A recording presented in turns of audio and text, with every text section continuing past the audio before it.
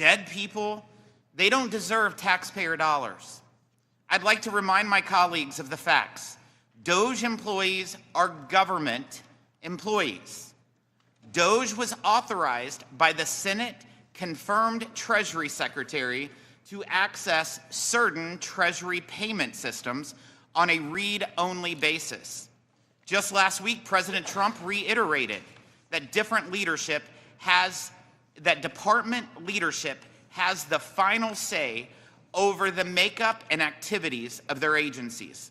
This is not a case of Doge employees running wild. The Treasury Department and White House even signed a memorandum of understanding preventing Doge from accessing personal taxpayer data. A Doge employee can only see taxpayer data that is disconnected from any personal identifiable information. This is the same level of access already granted to some academic researchers and IT professionals. At the IRS, Doge is performing a similar mission of helping the agency get back to the basics. We must end the Biden administration's focus on auditing more middle-class Americans and shift back to administering the tax code. The agency has struggled for years to perform basic tasks like answering the phone. Every American who has interacted with the agency knows that. We don't have to tell them that. If Doge can reform the IRS and make IT improvements to cut wait times, why is that a bad thing? My Democrat colleagues have also conveniently ignored longstanding concerns with the lack of guardrails surrounding IRS employees accessing the agency's data systems. As of 2017, the IRS had been unable to produce a complete list of every agent who has access to the integrated data retrieval system or individual master file systems. Where was the interest? Where was the interest from my Democrat colleagues in taxpayer security then?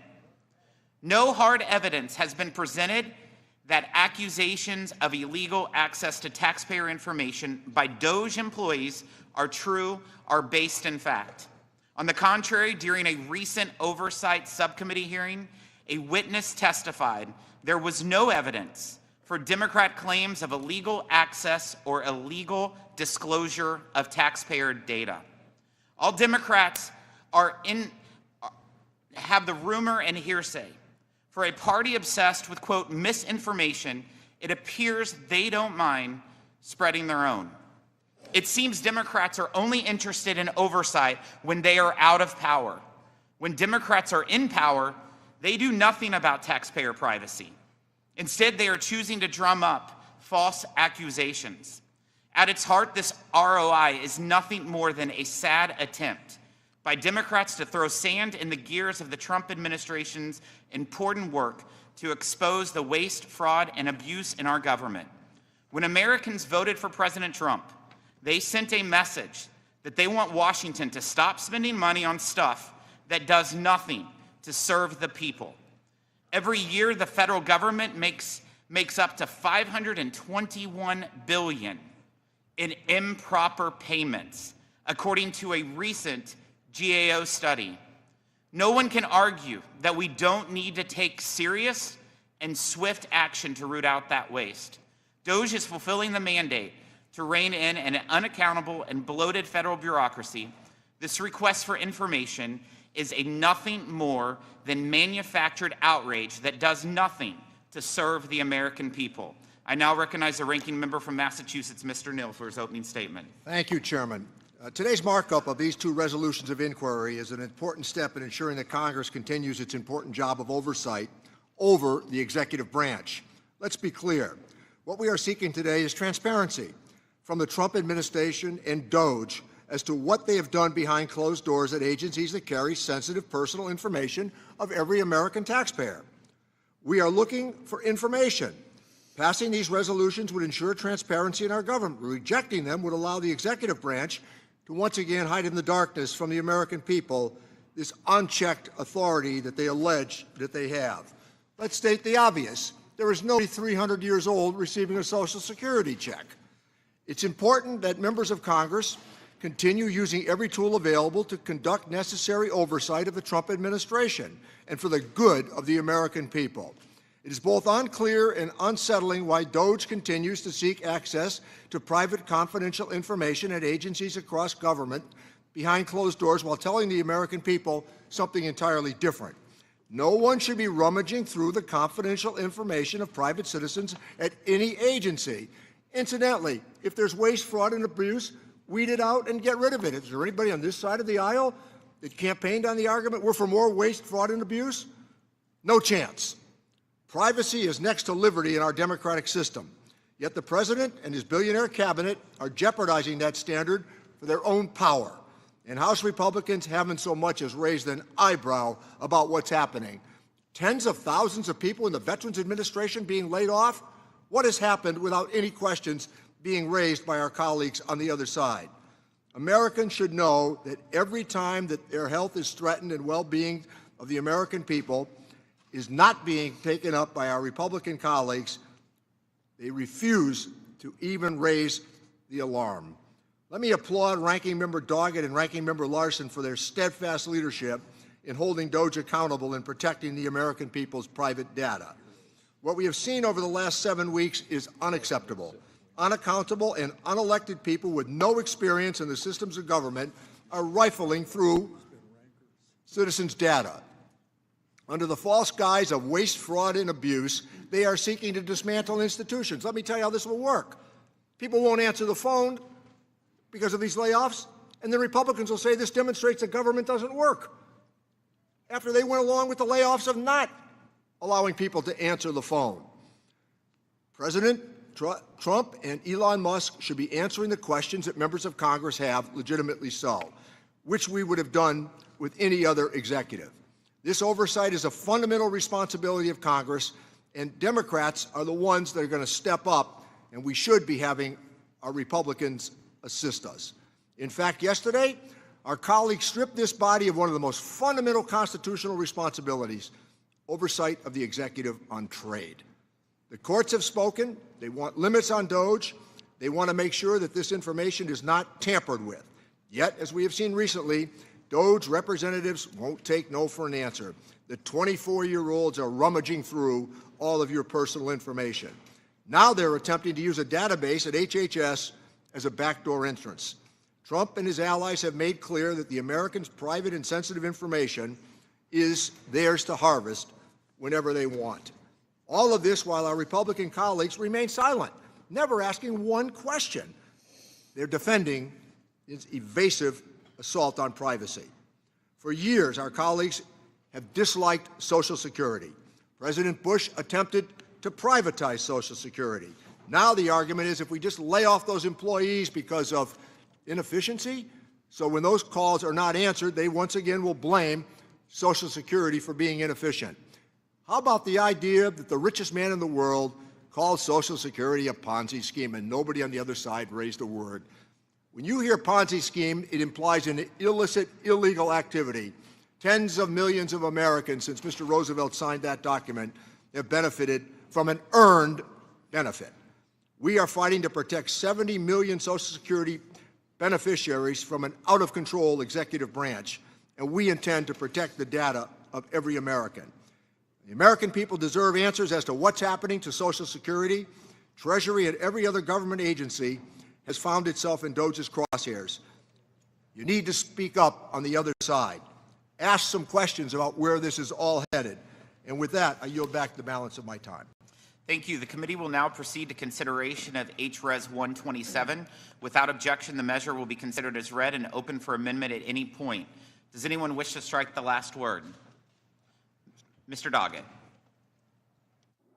Thank you, Mr. Chairman. Though I must say your rash and misleading statement indicates your desperation in protecting Doge from the least bit of accountability. You don't realize that there is a big difference between truth and truth social. It's called reality. And the reality is a rampage has been going on through our government. All we are asking for in this resolution is truth, facts.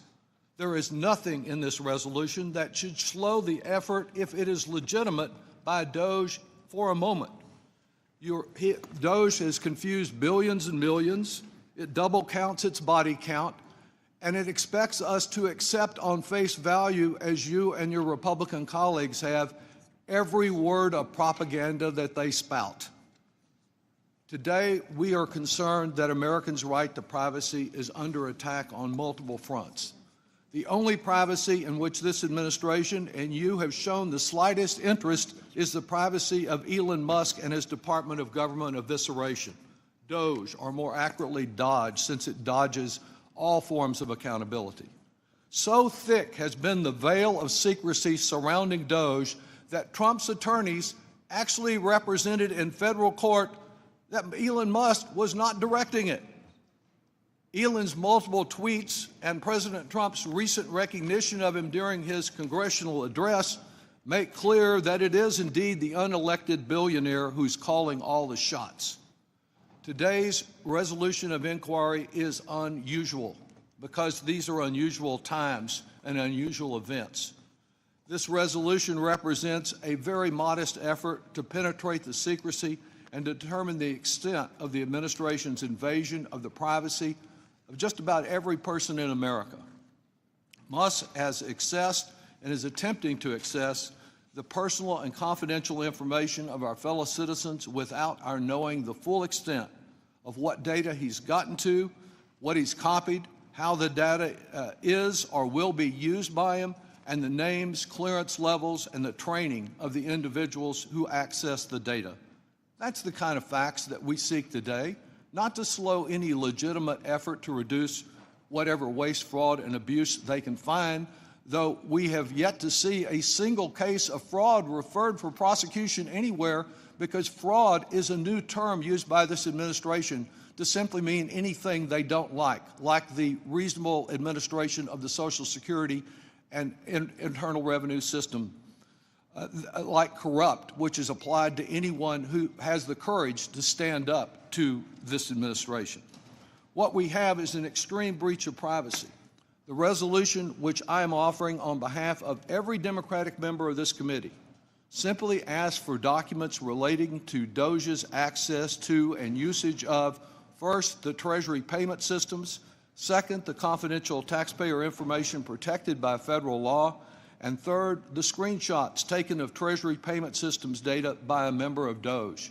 Tell me how any of that slows a legitimate investigation. No, it does allow a little accountability. It allows the public to know how much damage they've already incurred. This resolution, of course, would be unnecessary had this committee shown the slightest interest, the very slightest interest, in protecting privacy and demanding even a smidgen of accountability for Doge. 6 weeks ago, Speaker Johnson committed to a hearing before our committee on Doge, but he obviously had not received permission from his boss, Donald Trump, to do that. At the oversight hearing, neither Musk nor anyone from Doge or the administration showed up to answer a single question.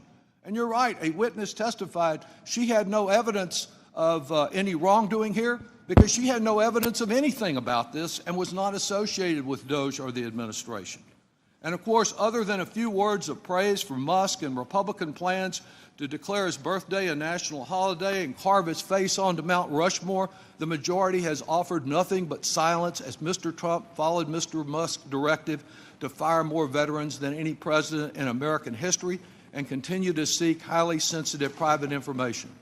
One would expect that Republicans who want a legitimate investigation of waste, fraud, and abuse would not leave that witness chair empty this morning.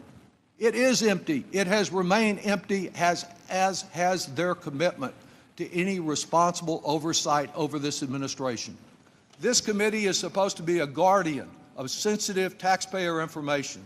Instead, it has appeased Mr. Musk and given him access to anything he desires. I yield back. Additional members wish to strike the last word. Mr. Thompson. Thank you, Mr. Chairman. I was a little mystified to hear you say that this is all about, quote, stuff that does nothing to serve the American people.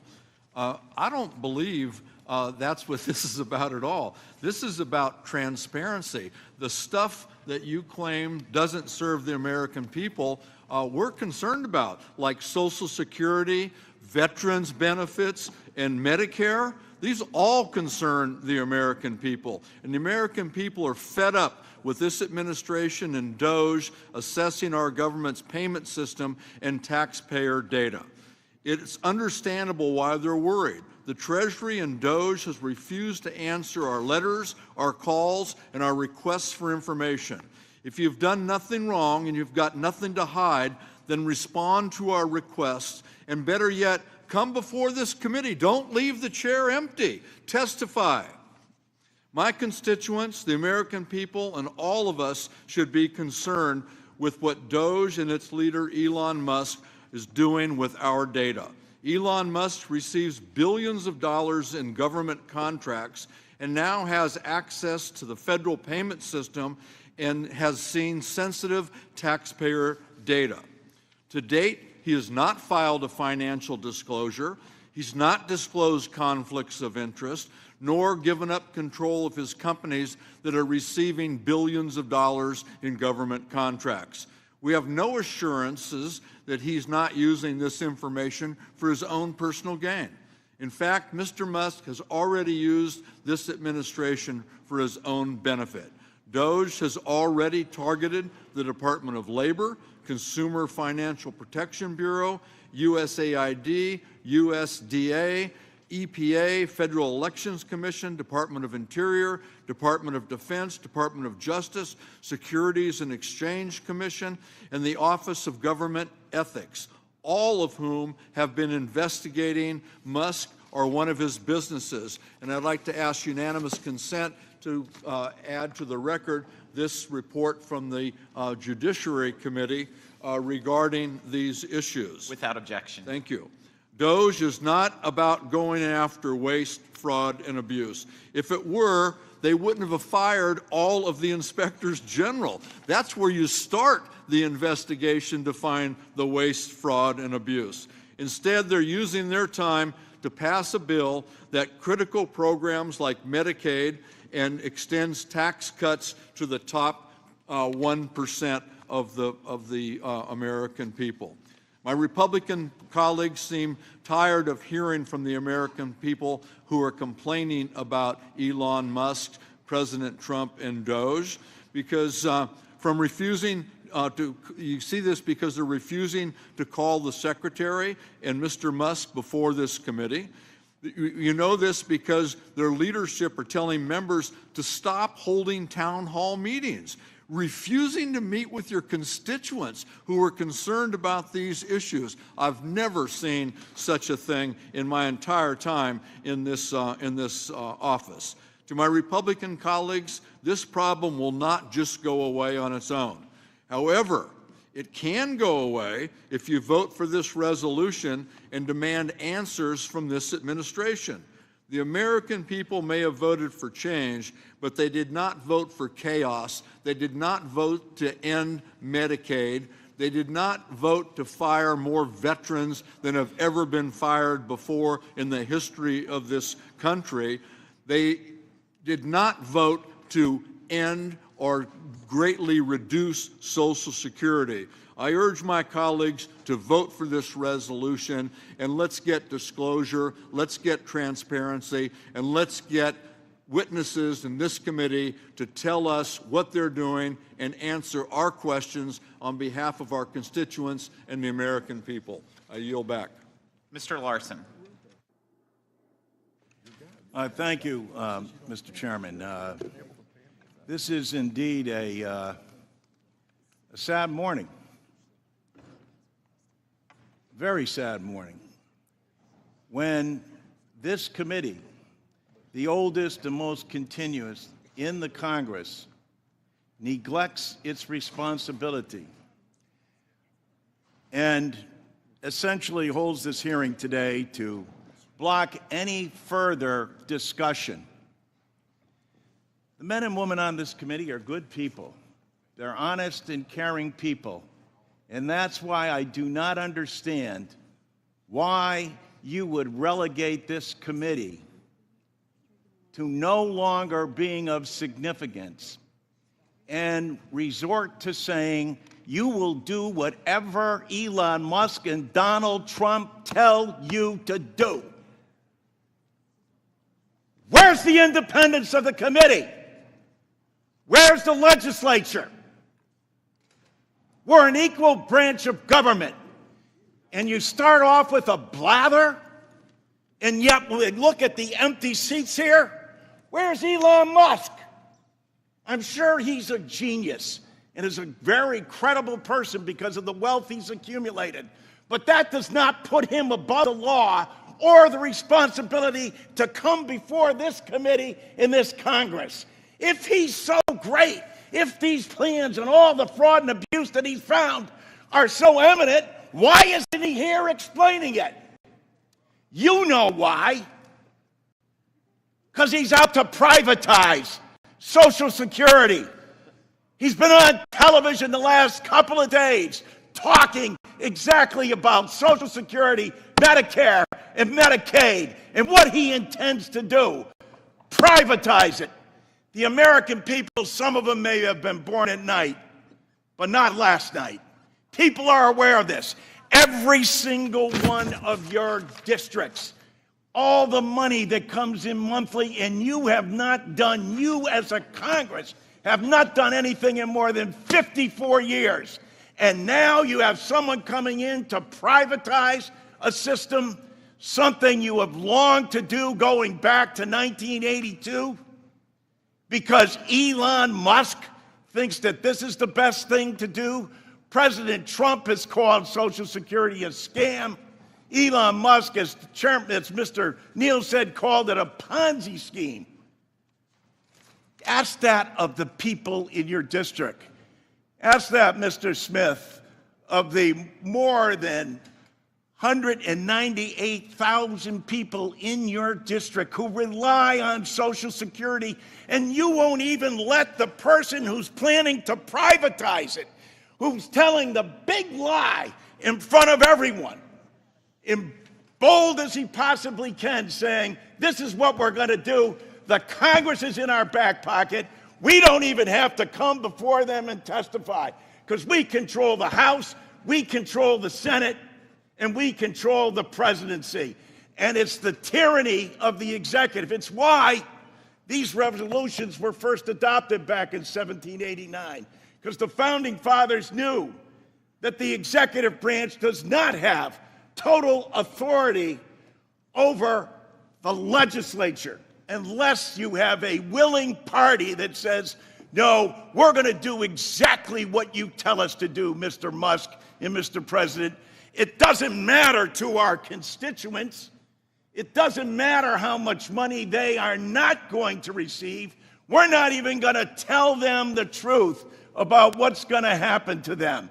And every single one of these districts where they're being shut down and their personnel, and as Mr. Neal said, Dan, after you cut and eliminate the people, say the agency isn't responding accordingly. No other agency operates for under less than 1%. With that, they administer to over 70 million people in the nation's #1 anti-poverty program for the elderly and children. Shame! Shame! Can't bring people in front of this body. If he's right, if they're so good, if they're so just, why aren't they here telling the American people about it? They're not, because you know the truth. It's about privatization. I yield back. No time to yield. Mr. Arrington? I can hardly sit here. I was hoping to just let my Democrat colleagues sound off this morning, get through their one-act plays, but I can't. I can't sit here and listen to this grandstanding. They wear their armor of indignation proudly, but we know what's underneath that. And I hate to question the motives of my colleagues, but this is, we have touched a nerve, Mr. Chairman, and we have entered the inner sanctum of the Democrats' temple. And I think that holy grail is the government and their unionized government employees. And if you get anywhere near it, this is the reaction you're going to get. My friend said they didn't vote for these things. They didn't vote for this deep cleaning in the bureaucracy. They didn't vote for the kind of rooting out of waste and fraud, but they say that with a false narrative and with fear-mongering for Medicaid beneficiaries, and they try to scare, no, sir, I got to finish this. They're trying to scare our seniors and scare the most vulnerable. That's a long-standing tactic. But the American people didn't vote for transgender operas in Colombia. But where's the indignation on that? I haven't heard a single person talk about that. What about the transgender comic books and the DEI musicals in Ireland and all this absurd and insulting example after example of just complete and utter wasting the taxpayer dollar? The GAO, the Government Accountability Office, that's a government entity, so you ought to bow down to that authority as well and accept it hook, line, and sinker for their data and statement on fraud, which is up to $5 trillion over the 10-year window. $5 trillion. Where is the outrage on all of that? I've never heard it, not one time. This is, I hear about the unelected billionaires because you all love class warfare. You love to divide people by race and gender and class. That is the MO. I mean, God, I love you guys as people, but your party is broken and bankrupt, and that's why the taxpayers put this president in office and gave us unilateral, unified Republican leadership, because they want us to make sure that their tax dollars are protected and that they're being spent wisely, and that we act as fiduciaries, and that the people who were intended to get benefits from these programs are getting them, but not illegal immigrants and not people that are not qualified. I see the list you're holding up. Enough with the theater. Where is the outrage? Are you not insulted by this list? You want me to read this list? You want me to go through the same list of indigenous people, inclusive justice, primary literacy, female empowerment, personalized 3D avatar tools for gender identities? This is stupid. Mr. Chairman, reclaiming my time. You got your time.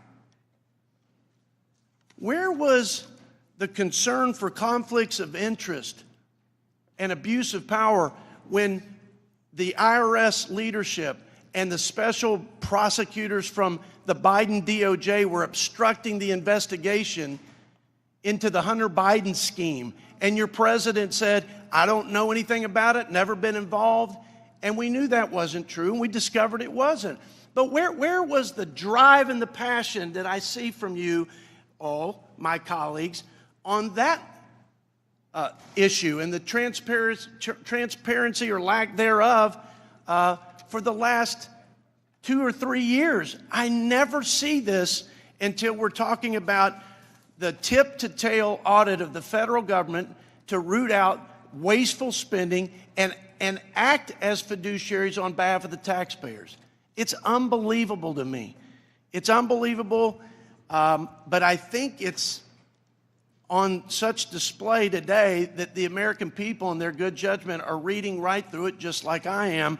And again, if you want to wander in the wilderness for 40 years, you're making a good case to do that to the American people. They're on our side on this issue. With that, Mr. Chairman, I yield back. Mr. Davis. I move to strike the last word, Mr. Chairman. I ask unanimous consent to submit for the record this Democratic letter to Secretaries Bennett, Bassett, and Kennedy on the national new hires. And I yield 30 seconds to Representative Larson. Without objection, so ordered. To just say to my friend over there, I never heard him mention once Social Security.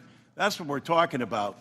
I never heard you mention at all the 135,000 people in your district that rely on this. Have you told them about Elon Musk's plan? Have you told them about all the fraud and abuse that they're receiving?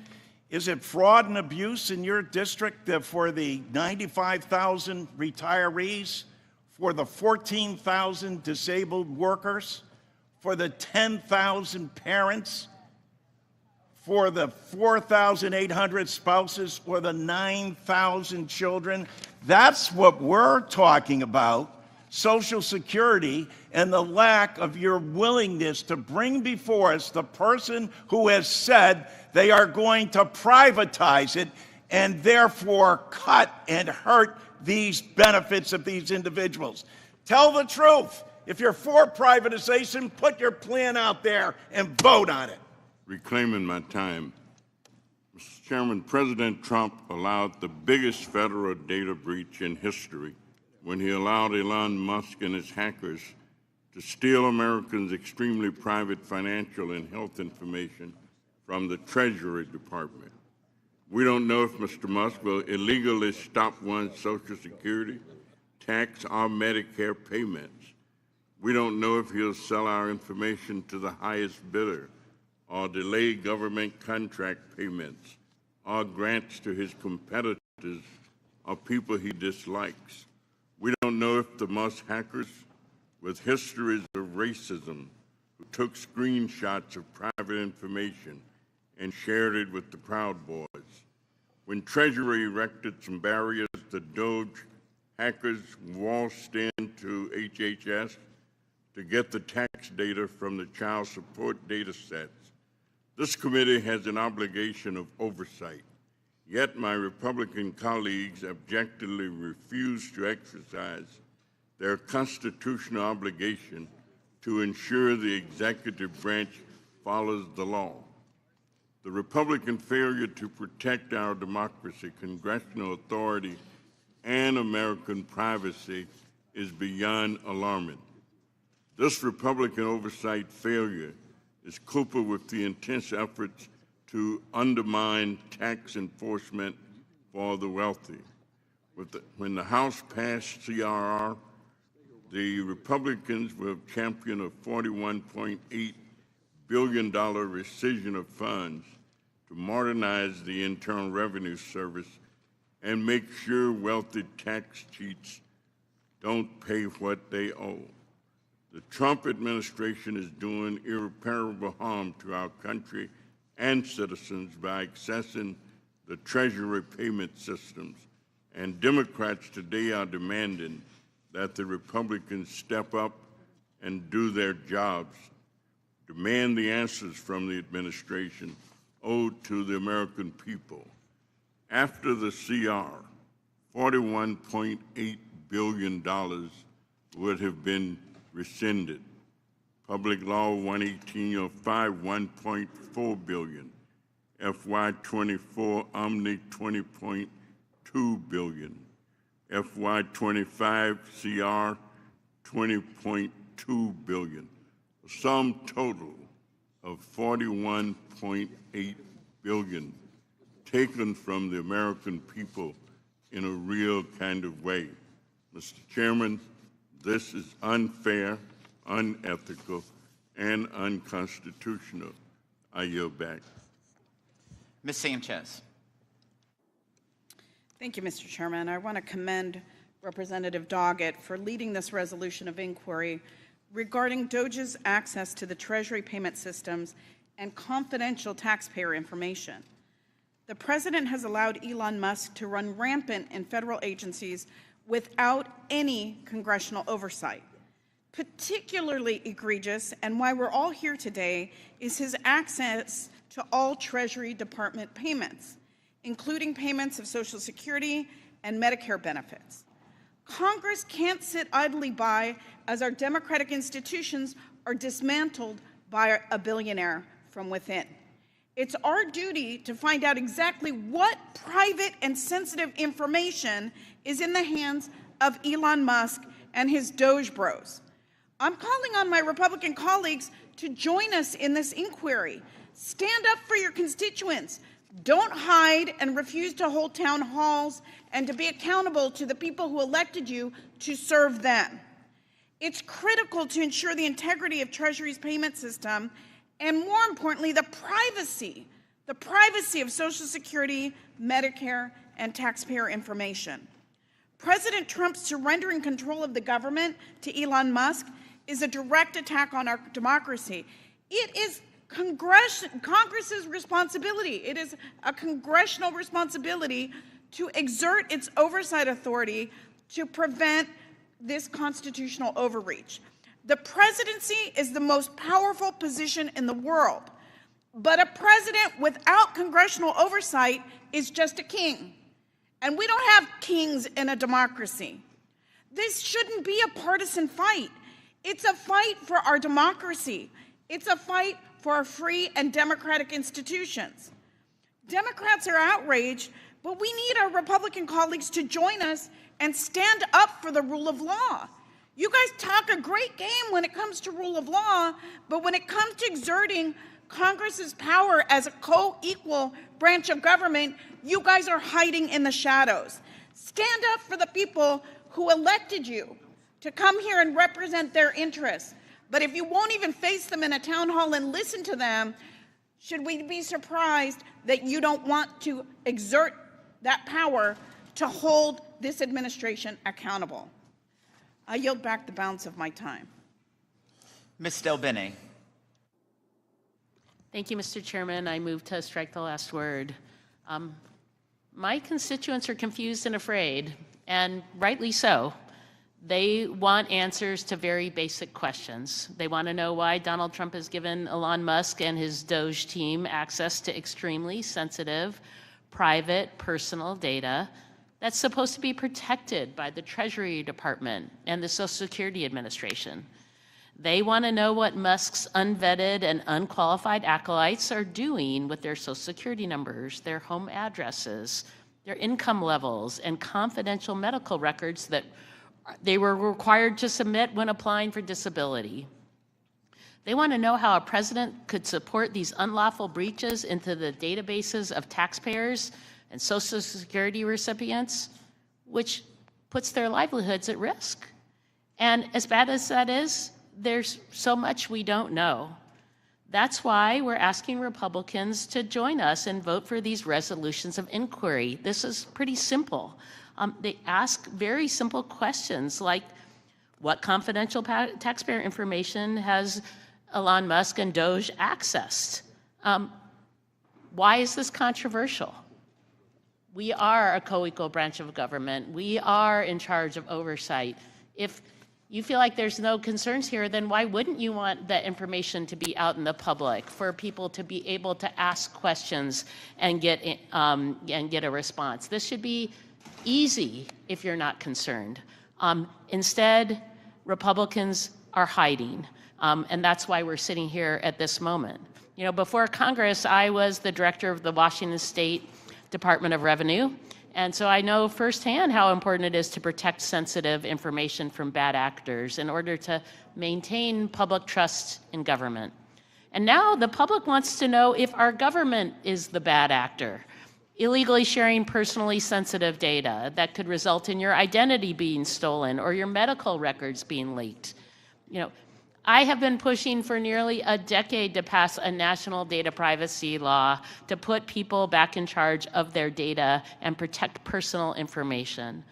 What is more personal than your Social Security number or your medical history or your financial history?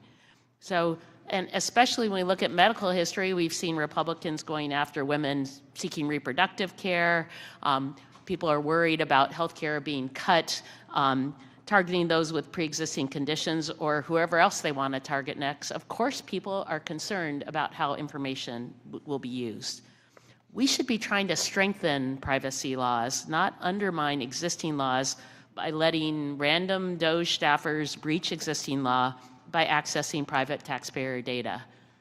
This should be a bipartisan effort to get answers to questions. And it's incredibly disappointing to see Republicans trying to avoid even the most basic questions from being asked. And as Congresswoman Sanchez suggested too, maybe not surprising if folks aren't even willing to have a town hall and listen to their constituents. So it's important that we ask these questions, and it's important that we get answers. And I yield back. Mr. Smucker. Thank you, Mr. Chairman.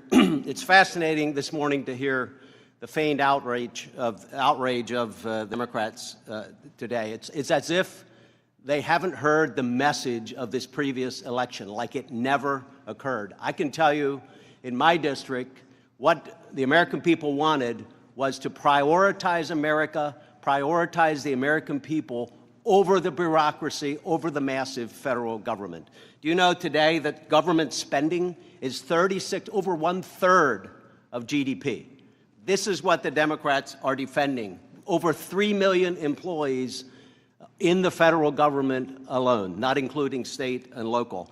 And the fallacies that have been brought up here today, Social Security being privatized, no one has mentioned that. In fact, the president has said he wants to protect Social Security. Look at his record in his first 4 years. No, that I will not yield. Look at his record in the first 4 years. He did nothing to change Social Security in any way.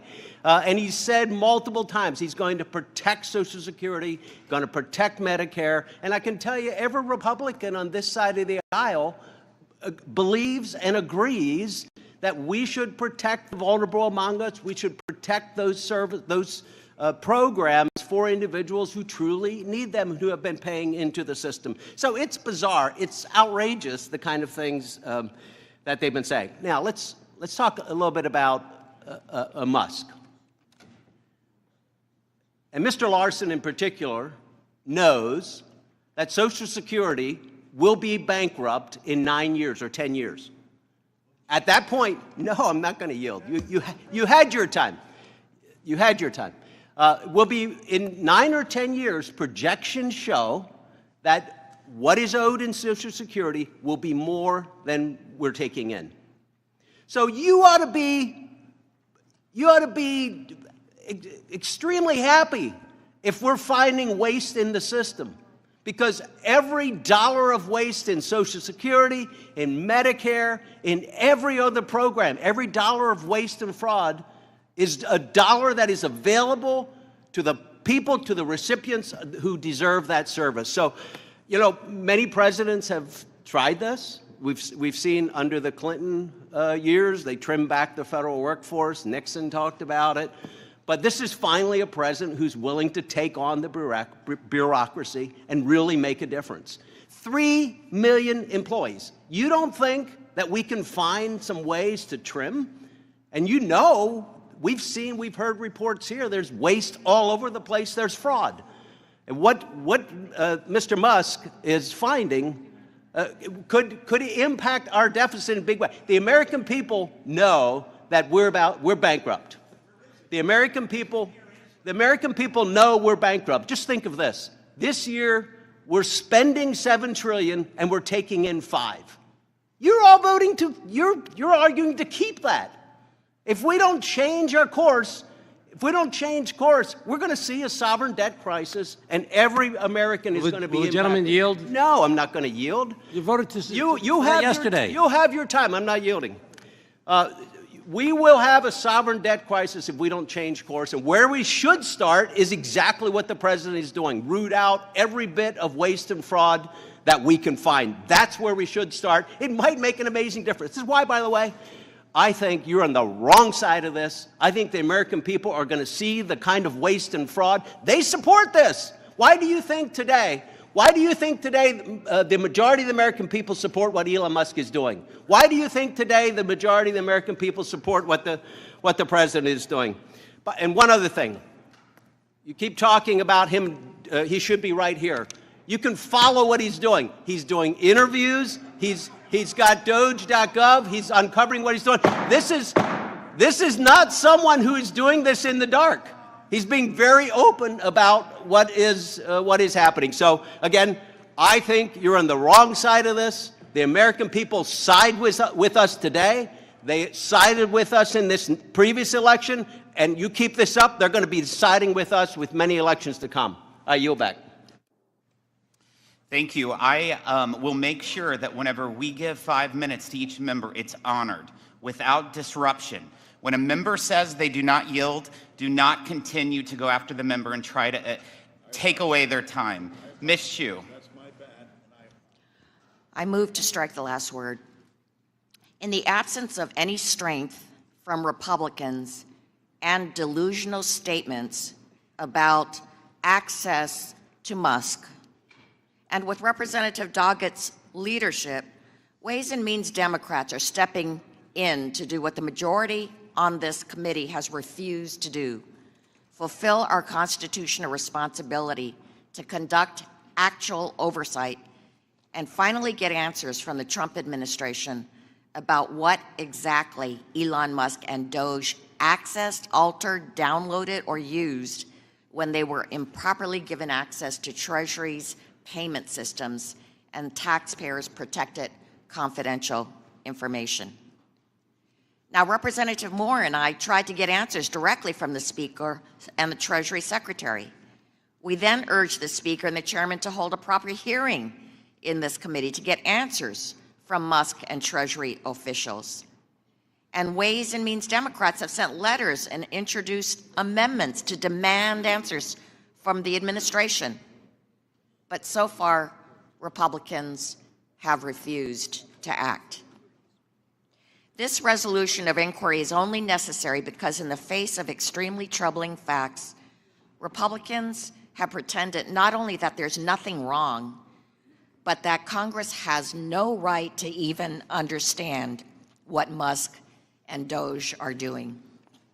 It is astounding to think that Republicans have been so unquestionably submissive and obedient to Trump and Musk that they cannot even bring themselves to even ask questions about their actions and whether it invades taxpayer confidentiality, let alone question the firing of many thousands of federal employees, including 80,000 from the Veterans Administration, and the firings of inspector generals who are to have oversight over all our federal departments. I remind my colleagues that it was just last year that Democrats joined you in passing legislation to increase penalties for violating taxpayer confidentiality. It is the height of hypocrisy not to support this resolution of inquiry. But Dems will not be submissive and obedient. Democrats are demanding answers on behalf of all our constituents who are also demanding to know what Elon Musk has done with our confidential information. I urge support for both resolutions of inquiry under consideration today, and I would yield the balance of my time to Mr. Thompson. Thank you, Congresswoman Chu. I just want to point out that, the righteous indignation that we heard from some of my colleagues on the Republican side of the dais just amazes me. This idea that nothing was done in the dark in all of this. For crying out loud, you all heard the guys say that people 300 years old are collecting Social Security. That statement is made by someone who's absolutely full of prunes. The one gentleman who was referring to all this waste, fraud, and abuse is the chair of the Budget Committee. If there's all this waste, fraud, and abuse, why haven't you guys ferreted that out and brought it forward? You've been in charge for the last 3 years. The time, I'm up pretty high on this dais, so I've been around a while. 74% of the time that I've been in Congress, I've been in the minority. So are you saying that because there's all this waste, fraud, and abuse, you guys have been asleep at the switch? And I'll guarantee you, none of my constituents and none of your constituents voted the way they voted to end Medicare, Medicaid, to privatize Social Security, to fire thousands of veterans from the good jobs and the good work that they're doing, that is just absurd to think that that's the case. If there is wage, fraud, and abuse, we should be working together to find it. The inspectors generals most certainly should not have been fired. They're the ones on the point of the spear who were charged with doing that. This empty witness seat in front of us speaks volumes towards the insincerity that we're seeing today. I yield back. The gentleman yields back and now recognize Ms. Moore for 5 minutes. Strike the last word. I move to strike the last word, Mr. Chairman. You recognize. Thank you so much. And I want to thank my colleagues. And so I don't want to feign any outrage here. I just want to keep the main thing the main thing. What we're talking about here is a resolution of Mr. Doggett's that I co-sponsored is a resolution of inquiry regarding the accessing of our private taxpayer data by an unelected, someone who is actually ineligible to run for president, multi-billionaire who's had no Senate confirmation, no oath of office, no ethics training or anything that he's taken, and he has violated Section 6103. Now, I've been on this committee long enough to really see the outrage that we have had on this committee about violations of Section 6103. And I just want to remind you, Mr. Chairman, that we were so outraged that we increased the penalties. You know, don't forget, we increased penalties on violations of Section 6103. And so we simply are making an inquiry as to what this man is doing with our data, why he's accessing it, and that's really a fair question. And what do we find ourselves facing when we do this?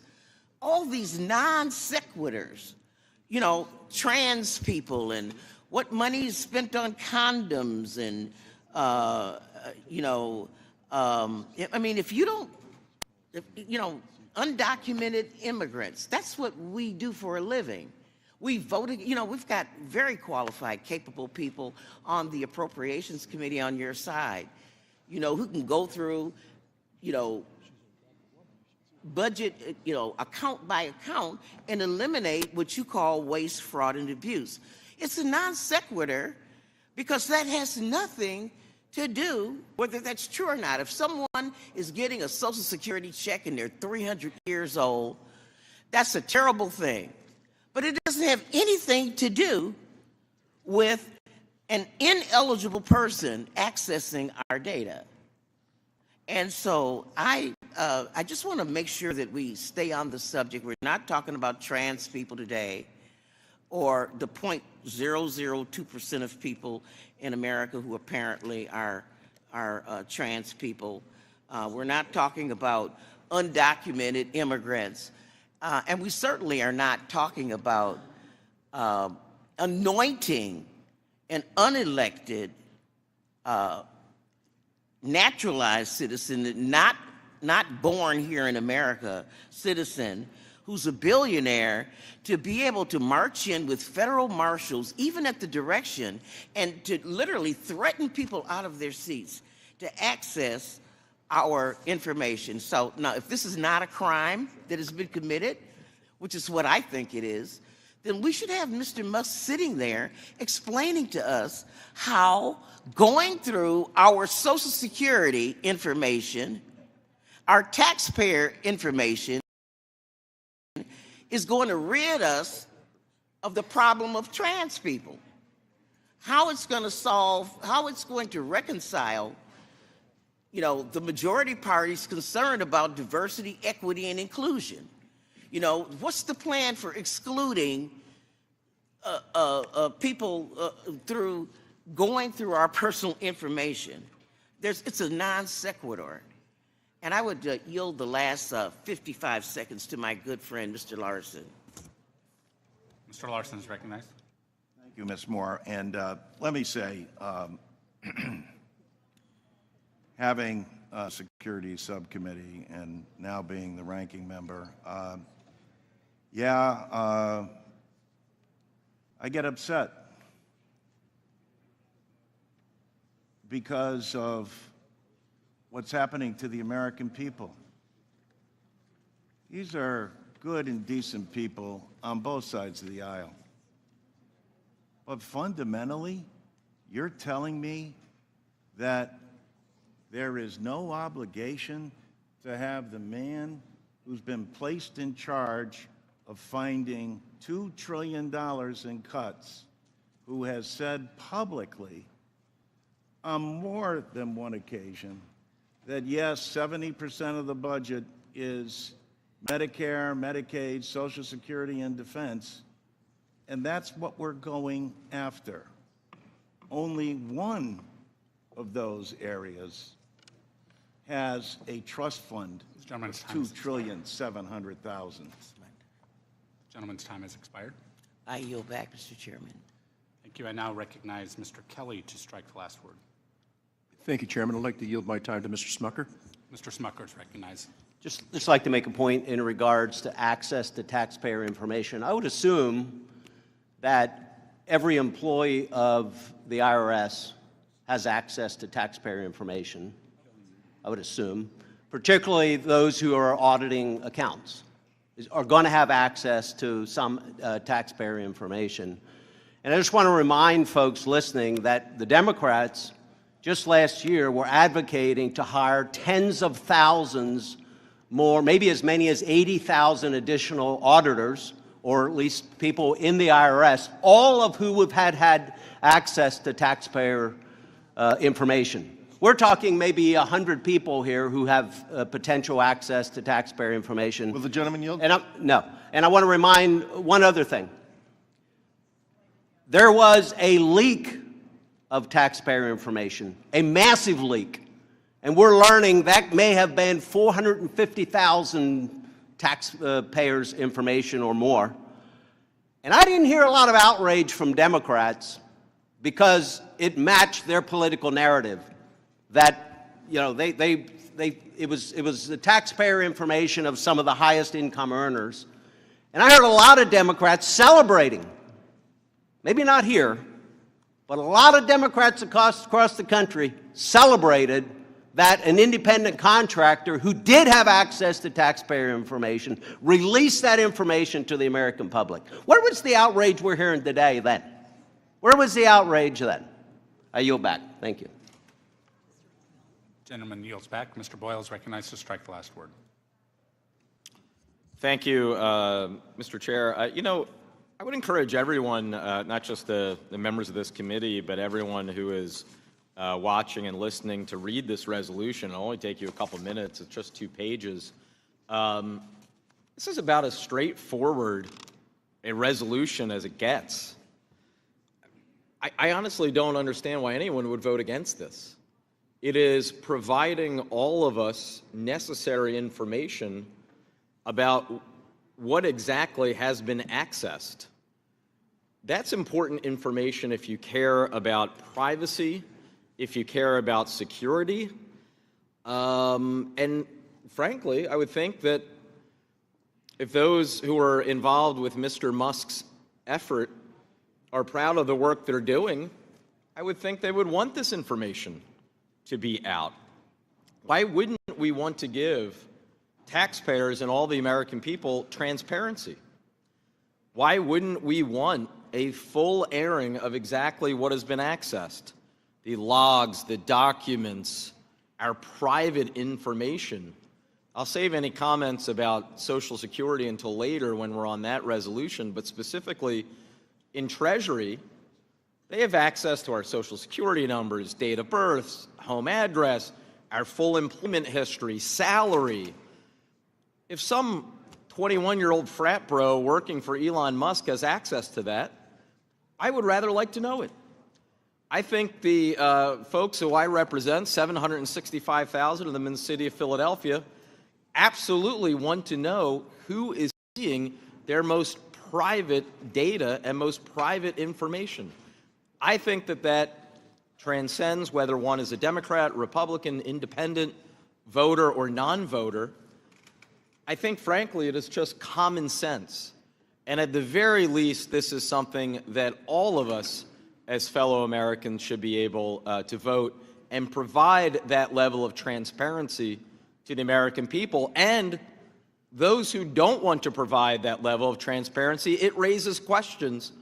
Why don't they want that transparency?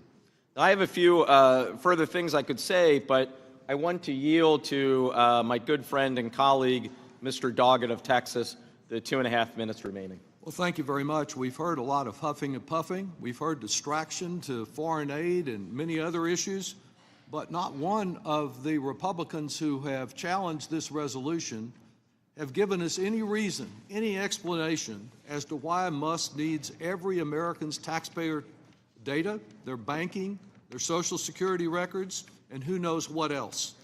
These federal databases that the Musketeers have sought access to even contain sensitive information on child custodial arrangements that are used in administering the child tax credit. And so while tax season is underway, American taxpayers particularly deserve some answers. And I've been getting calls from people in Austin expressing concern and suggesting that they want to delay the filing of their tax return this year because they're not sure that they want an unelected billionaire going through it and invading their privacy on some illegitimate fishing expedition. A number of these constituents have questioned whether they can be sure that their information is safe. Some are holding off on filing, and in fact, they're not alone, because so far this tax filing season, about 2 million fewer Americans have filed their taxes compared to the same period last year. The young genius hackers that Musk hired as Musketeers had their own website hacked last month, raising questions about their ability to protect this data. I'm particularly pleased that Mr. Smucker mentioned Mr. Nixon. You know, we have had a previous criminal in the White House, and his name was Richard Nixon. And because of his lawlessness, this Congress reacted, finally, belatedly, to the Watergate events. And one of the things that Congress did, because a lawless Nixon administration attempted to weaponize the IRS against its opponents, was to pass a new law. And it's that new law that's being disregarded. It required that taxpayer data be treated as strictly confidential, not subject to inspection or disclosure, except in the very most limited circumstances. A penalty of 5 years in federal prison could apply. And the Congress also passed the Privacy Act of 1974, both in reaction to a lawless president. Now we have lawless invasion of those records again. And it's incumbent on this committee to fulfill its responsibilities rather than to yield all of its power to Musk and Trump. Gentleman's time has expired. I now recognize Mr. Byer to strike the last word. Mr. Chairman, thank you. I move to strike the last word. Gentleman's recognized. The resolution of inquiry is simple. Support it, and you honor the transparency Elon Musk promised us. Oppose it, and you believe that the activity Elon Musk is conducting should remain hidden from the American public. The activity where he and his team of special government employees gain access to sensitive databases. This is one of the concerns I'm hearing in an uproar from my constituents, including conservatives and Republicans. There's absolutely no reason Doge should be trying to access Treasury payment systems and confidential taxpayer information without permission, without approval from the American public and Congress. And I'm deeply concerned that this conduct is breaking many laws that Congress has put in place. I led an investigation earlier this week with my colleagues Jamie Raskin and Maxwell Frost to the Office of Government Ethics, inquiring about the potential criminal exposure of the volunteers and the employees of Doge, to ensure that those individuals know that their ethical and legal responsibilities under the law, particularly conflicts of interest. We know that the statute of limitations is up to 5 years, so that's past the length of this administration. And violations can lead to criminal penalties of up to 5 years in prison with additional financial penalties. And I'm deeply concerned that these violations are happening left and right. And those fears could be assuaged with the transparency that has been promised to us. And by the way, who is doing it? Has Marco Elez been rehired to continue working on Treasury payments? You can't tell me that a government efficiency requires self-described racists access to government's most private information. I urge everyone to support this resolution and provide much-needed transparency into why and how Musk has sought Treasury payment information in America's sensitive data. If no laws have been broken, there's nothing to hide. And the defining feature of this 119th Congress has been his abdication of responsibility, running in fear from our constitutional authority on trade, on appropriations, on national security. My number one question for my constituents is, when will your Republican colleagues step up and do their jobs? We should not continue that today. And Mr. Chairman, I yield the balance of my time to Congressman Doge. Thank you very much. So let's turn to the multiple efforts of Doge to invade Americans' privacy. Republicans cannot justify and have not justified for 1 second this morning why that invasion occurred. And they refuse to bring anyone. They leave the witness chair empty for us to inquire regarding what happened here and how much damage was done. So we proceed without full information, but what we do know is that first Mr. Musk sought tax information that is housed in the Treasury's Bureau of Fiscal Services. And when the former nonpartisan top career official at the Treasury Department, a trusted guardian of Americans' privacy under both Republican and Democratic presidents for more than 35 years, when he rebuffed Musk and said he wanted to protect the privacy as he had done for 3 decades, he was pushed aside. While administration officials initially testified that Doge was granted read-only, they were just going to read and invade our privacy that way, the sensitive data, they were later forced to admit that the Musketeers had both read and write. That is, they could make changes in the sensitive databases related to federal tax returns, Social Security benefits, supplemental Social Security income benefits, and pay for veterans. Not satisfied with this temporary access to American families' financial information, Musk then came for some of the even more highly guarded taxpayer data that's contained in the IRS Integrated Data Retrieval System.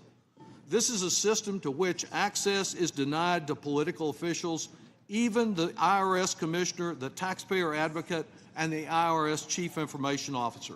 And I want to respond directly to you, Mr. Smucker, about that and your claim that there were hundreds of additional people that we wanted to have go into all this data. What we wanted was to enforce the tax laws. We wanted the tax cheats to be brought to justice. You all took the cop off the beat. But let me make this point. The data that Musk and the Musketeers are seeking, that they perhaps got exposed, is data that is so sensitive that even the IRS commissioner is not entitled to see it. That is protected data, protected until this happened.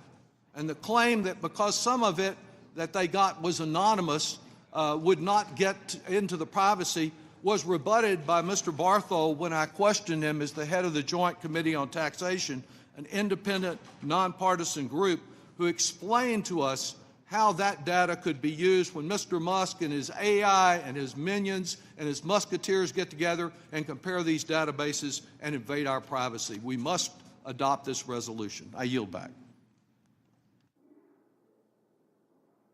Gentleman yields. Now recognize Mr. Evans to strike the last word. Thank you, Mr. Chairman. Mr. Chairman, this conversation led by Mr. Doggett. The gentleman could speak into the microphone. This conversation led by Mr. Doggett, I think he needs to get more. So I'd like to yield my time to Mr. Doggett.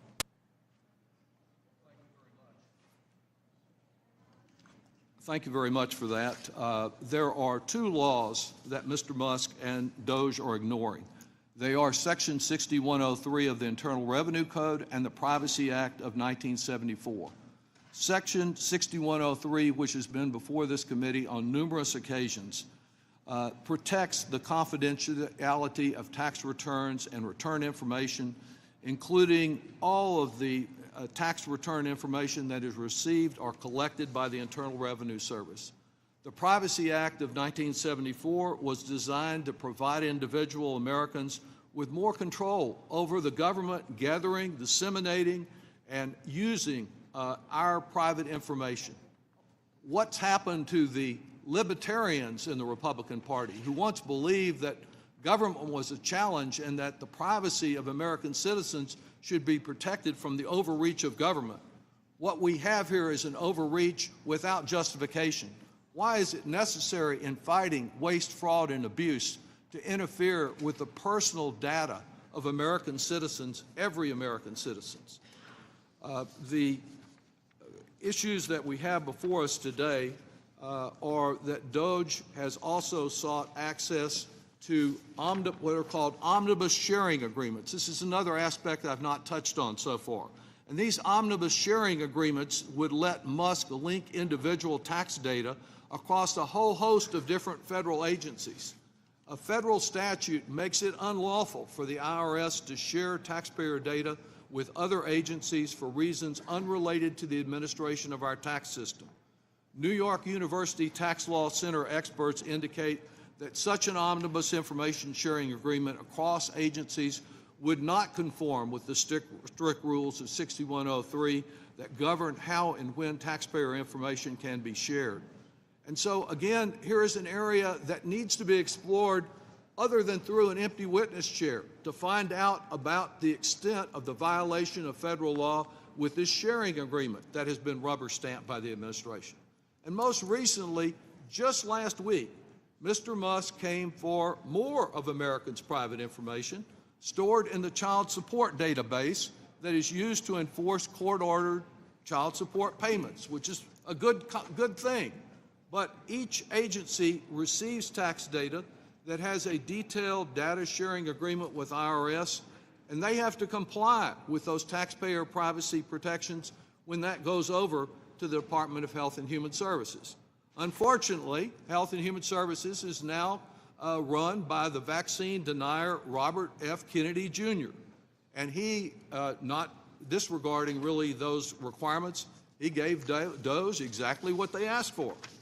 It's simply outrageous that Americans' private and personal financial information has not been protected from the prying eyes of an unelected billionaire and his teenage musketeers. At a bare minimum, Congress and the American people need a full accounting of what data has been shared with Musk and Doge and for what purposes. And despite all the rhetoric on the other side, we have absolutely no explanation as to why that right of Americans for a full accounting is not being provided, why it is being obstructed and blocked by the Republicans. Answers to this resolution of inquiry on behalf of all the Democrats on this committee will provide us with a little of that accounting. Only then can we begin to move forward as a bipartisan majority, as the bipartisan majority did over 50 years ago when there was criminality from another Republican president in the wake of the Watergate scandal, and address the shortcomings of the enforcement of our tax privacy law and begin to restore taxpayer trust in our voluntary tax system. The Republicans basically say they don't know and they don't care what Musk is doing with your personal tax return, your Social Security information, your health data, anything concerning child custody.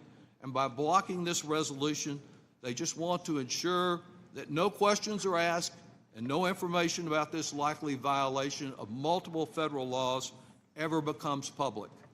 That's why we should adopt this resolution, and I yield back. Mr. Schneider.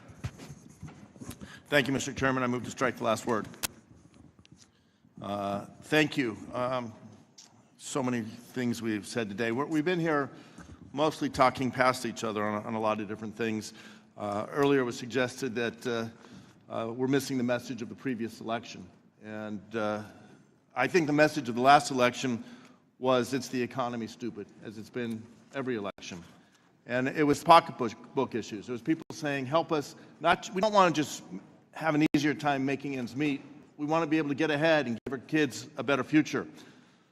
The message of the last election was not privatize Social Security, make it harder to have security and dignity in retirement.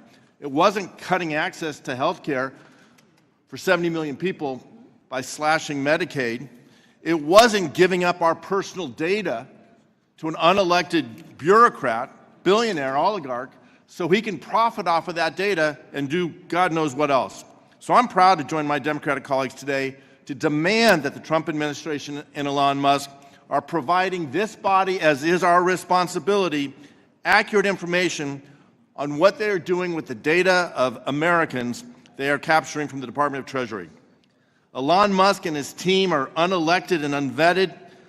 The so-called Department of Government Efficiency is accessing private systems they are doing so laden with their own personal conflicts and ethical concerns. They have no business rummaging around taxpayers' private financial data and information. Unfortunately, we're seeing at every turn, Doge is trying to access not just Treasury information, but information of all the departments that they have with our personal information, including our individual social security numbers, our home address, our bank account information, and so much more. Now, I know from personal experience, 20 years ago, I had my identity stolen. We caught it very quickly, likely within hours, and yet it took me years to take care of all of the implications that had. We all get notifications in the mail that this system or that system has been breached and what actions we should be taking. We should be protecting American citizens' information in this committee, and yet what I'm hearing from my colleagues on the other side is talk about fraud, waste, and abuse. We agree. Everyone on this committee says we should be looking for ways to make government more efficient and more effective, and looking for ways to put in place systems to catch and punish fraud, waste, and abuse. But we're allowing unelected officials to access personal identity that can give them great power over the American people, and used improperly can cause great damage. The systems at the Department of Treasury contain sensitive, extensive details about all of our individuals' lives. Now, Elon Musk wants you to think that he is a patriot, but he is far from it. He is not interested in keeping that private data safe. In fact, we suspect he is more interested in using that private data to enrich himself. Allowing unvetted and inexperienced personnel to access this system is a recipe for disaster, leaving taxpayers' sensitive information vulnerable, either by Doge or by external actors. What we're asking today, and I am astonished that my colleagues are not joining us in this on the other side of the aisle, what we are asking for today is that the American people understand and know with confidence what Doge's access of their personal information and how they are using it. It's that simple. Since my Republican colleagues refuse to apply the normal standards of transparency to Doge, we are forced to do so with this resolution today. And if I can extend to other things that might have been said, that were said earlier, we did scream out loud and vociferously when people accessed information. My colleagues suggested that employees at the IRS have access to our personal tax records. Some have access to some records when they have a necessary reason to do so. They can't rummage through the system. We had a hearing in this committee talking about that. No one has access to everything over there until last month when Elon Musk and his Doge bros, young people who lack experience, are exuding in overconfidence and believe they know more than the elected officials sitting on this body, they have access to it today. We should all be upset. And I am astonished by the silence, the acquiescence, the submissiveness of my Republican colleagues to let the executive branch to do the responsibilities that should be our responsibility assigned to us in the Constitution, in this committee.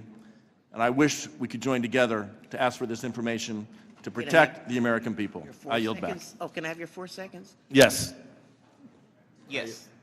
Thank you so much, Mr. Schneider, and thank you, Mr. Chairman. I have a unanimous consent request to place in the record the Taxpayer Bill of Rights, which really elucidates the right of confidentiality and privacy. Without objection. Thank you. Thank you, Chairman, for the extra time. Mr. Gomez.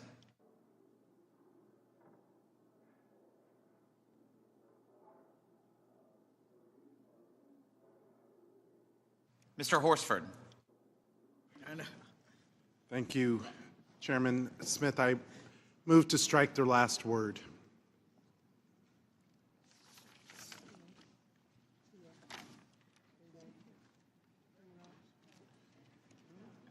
To the American people, I want you to hear this. Today, we are voting for transparency in government. There is only one person who's unelected and a bureaucrat who is causing havoc throughout the government. That is Elon Musk and his hackers. Now, my constituents need and want to know who accessed their data and for what purpose. I want you to know that this inquiry specifically states that within 14 days, the President provide and direct to the Department of the Treasury, to the House of Representatives, all communications related to the access to or the use of the Treasury payment system by Doge, Elon Musk, or any member of his team. It also calls for the access to or use of confidential tax returns or tax return information by Doge, Elon Musk, or a member of his team, and any screenshots taken of the data or records in the Treasury payment system by Doge, Elon Musk, or a member of his team. This is common sense. This resolution of inquiry is simple. We are doing our duty as elected members of Congress. I don't work for Elon Musk, and he wasn't elected to do anything on behalf of the American people. So I'm asking for simple information, information that should be shared with Congress. Now, to my colleagues on the other side of the aisle, I want to work with you on government efficiency. There's several of you that we are actually in those efforts involved with. I want to be able to identify ways to make government work for the working people of this country. But there's a way to do it, and this is not it.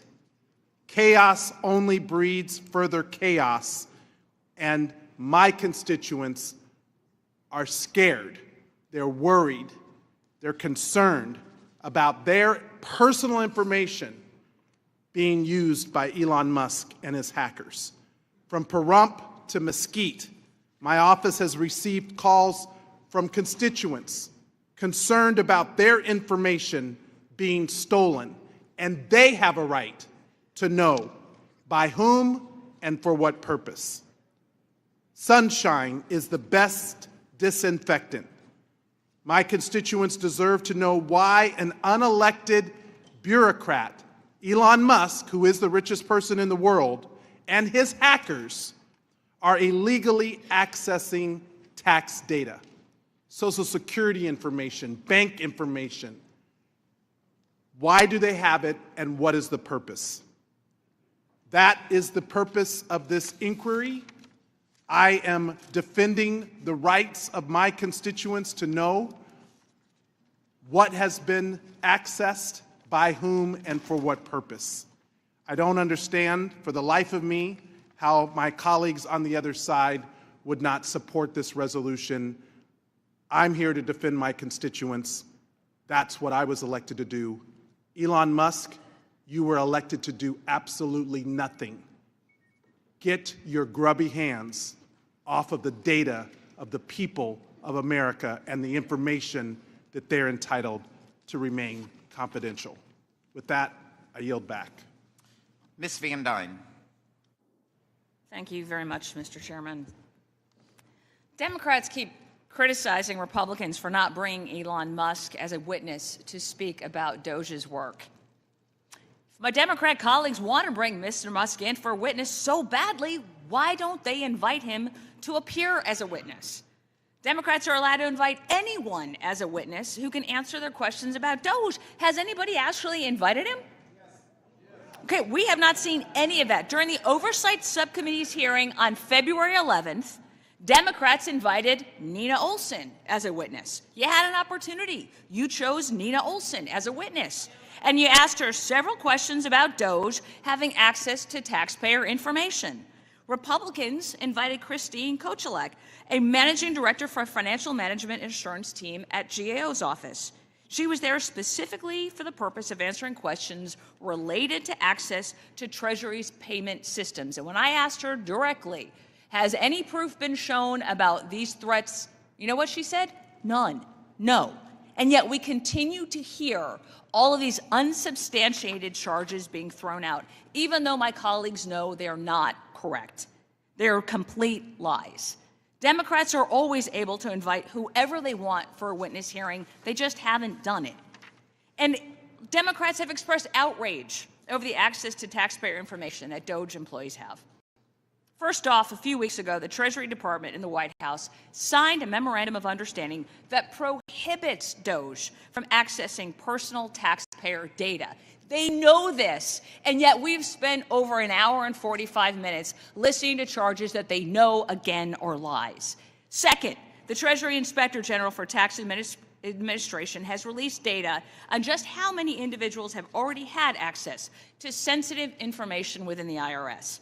As of July 2023, over 91,000 business entitlement access request system users, 91,000, including 5,000 contractors, had access to at least one sensitive IRS system. Where's the outrage? Why are we just now hearing about this? All these unelected bureaucrats that have access to sensitive information, including 5,000 contractors, you're saying shouldn't.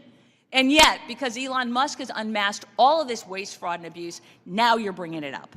Even worse, TIGTA found that over a dozen contractors with unfavorable background investigations retained their access to at least one sensitive IRS system because the IRS did not take action to suspend or disable the contractors from the IRS system as required.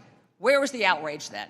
So if Democrats were serious about protecting taxpayer information, they would have raised concerns about this report and articles that ProPublica and the New York Times published using illegally obtained taxpayer information to publish stories attacking President Trump and other Americans who had their data stolen.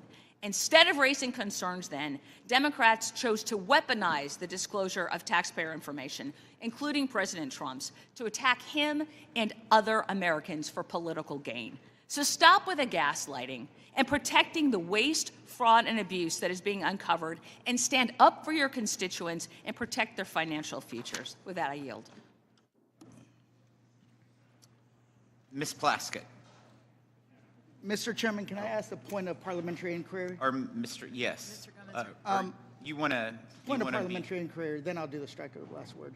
Okay. Point of parliamentary inquiry. Is there a mechanism where the committee could compel Mr. Musk to come and testify before the committee? Because we are happy, I think Democrats would be happy to support that motion or that mechanism if the majority is willing to oblige us. But we are happy to do it. We'll take it under advisement. You're recognized to strike the last word. All right, Mr. Chairman. I move to strike the last word. So Ways and Means Democrats are demanding answers and fighting to protect taxpayers' privacy and access to their Social Security benefits. Elon Musk's Doge has pushed for access to sensitive systems that hold private data on millions of Americans. These include the essential system the government uses to pay its bills, database that stores tax return and Social Security data used to set and pay Social Security benefits. These databases include highly sensitive information, including taxpayers' Social Security numbers, addresses, income information, debts, and property records. Republicans are letting an unelected billionaire ransack our government. It's not just dangerous, it's potentially illegal. We need to know what information Musk has access and what Doge has done with people's personal information, especially if Musk's tech bros have stolen information for unauthorized purposes. President Trump has made it clear there will be no guardrails or oversight on Elon Musk, and his department and agency heads are being forced to get in line.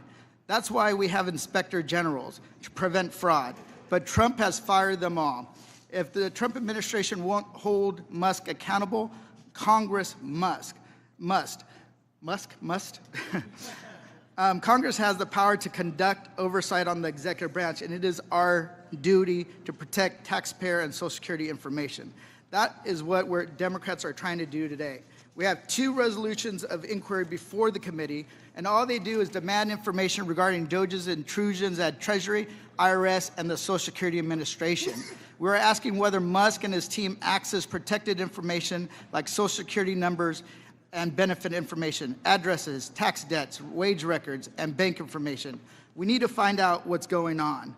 But we can only do this if our Republican colleagues join us. And that's what we're asking them to do, to join us.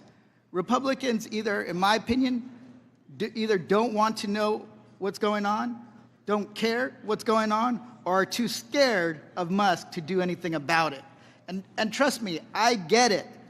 Musk has a $500 billion baseball bat that he's willing to use electorally to make sure that any of you who step out of line, he puts you back in your place quickly. So I get it. I get why you're scared. I get why you're not protecting the tax information and Social Security information of millions of Americans. I get it.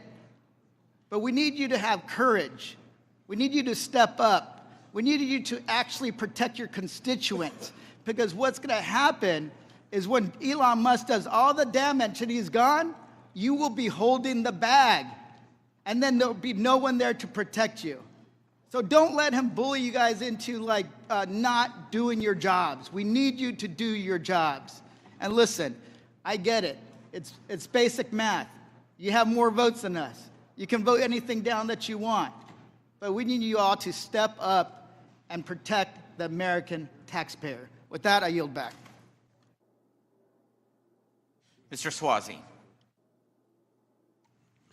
Thank you, Mr. Chairman. There's a lot of back and forth here about a lot of different things. It's hard to figure out what to focus on. I think we all want to try and get rid of waste, fraud, and abuse in government. It's a major problem. It's going to require us to work together, less finger pointing. It would be great if we could get Mr. Musk to come in here and outline different ideas he has for cuts, and then we could vote on it through what's called the rescission process. That would be a great thing if we could. Mr. Chairman, I know you're going to take it under advisement, but it would be great if we could get Mr. Musk to just come here and sit here and lay out the different cuts that he thinks that should be made to the federal government. I think, there's a lot of back and forth here. Mr. Smucker was talking earlier about the deficits. I mean, we just voted yesterday. You guys voted yes. We voted no on a budget with $6.75 trillion in expenses and only $4.9 trillion in revenues. You voted yesterday for a massive deficit increasing budget. In addition, the big, beautiful bill that everybody's talking about is going to increase the federal deficit by even more, $3 trillion, because there's $4.5 trillion in tax cuts, but there's only about $1.5 trillion proposed in expense cuts. And those $1.5 trillion in expense cuts can't be made unless you cut Medicaid. And you said you don't want to cut Medicaid. So that's an additional, even under those rosy scenarios, an additional $3 trillion in deficits. So I don't know what you guys are talking about. You want to cut things, but you won't give us the specifics as to what's being done. Mr. Musk is operating. Ms. Van Dyne talked about the witnesses that were here the other day. I asked each of the witnesses specifically, do you know what Mr. Musk is doing? Do you know if I think you said 100 people are working for him, Lloyd? 100 people are working for Musk, I think you said? But I mean, did they get background checks? Do we know that? Do you know, I'll yield to Mr. Smucker. Do you know if they got background checks? No, you don't know. Nobody knows. We don't know if they got background checks. We don't know what kind of security clearances they have. We don't know what their backgrounds are. I mean, these are simple, basic questions in running a multi-trillion-dollar organization. Are the people that you have, and we hear different names about them, but they're young people that are gamers and hackers and computer experts. We don't know what their backgrounds are. We don't know if they got proper security clearances. We don't know if they have background checks. So we've got a big problem in the federal government. We've got way more in expenses than we have in revenues. It causes deficits. Our deficits are the highest percentage of our GDP than it's been in decades. The proposal, the CR that was passed yesterday increases the deficit. The big, beautiful bill that this group is proposing will dramatically increase the deficit. So you say we have to find expenses to cut. We need to go after waste, fraud, and abuse. Yes, let's do that.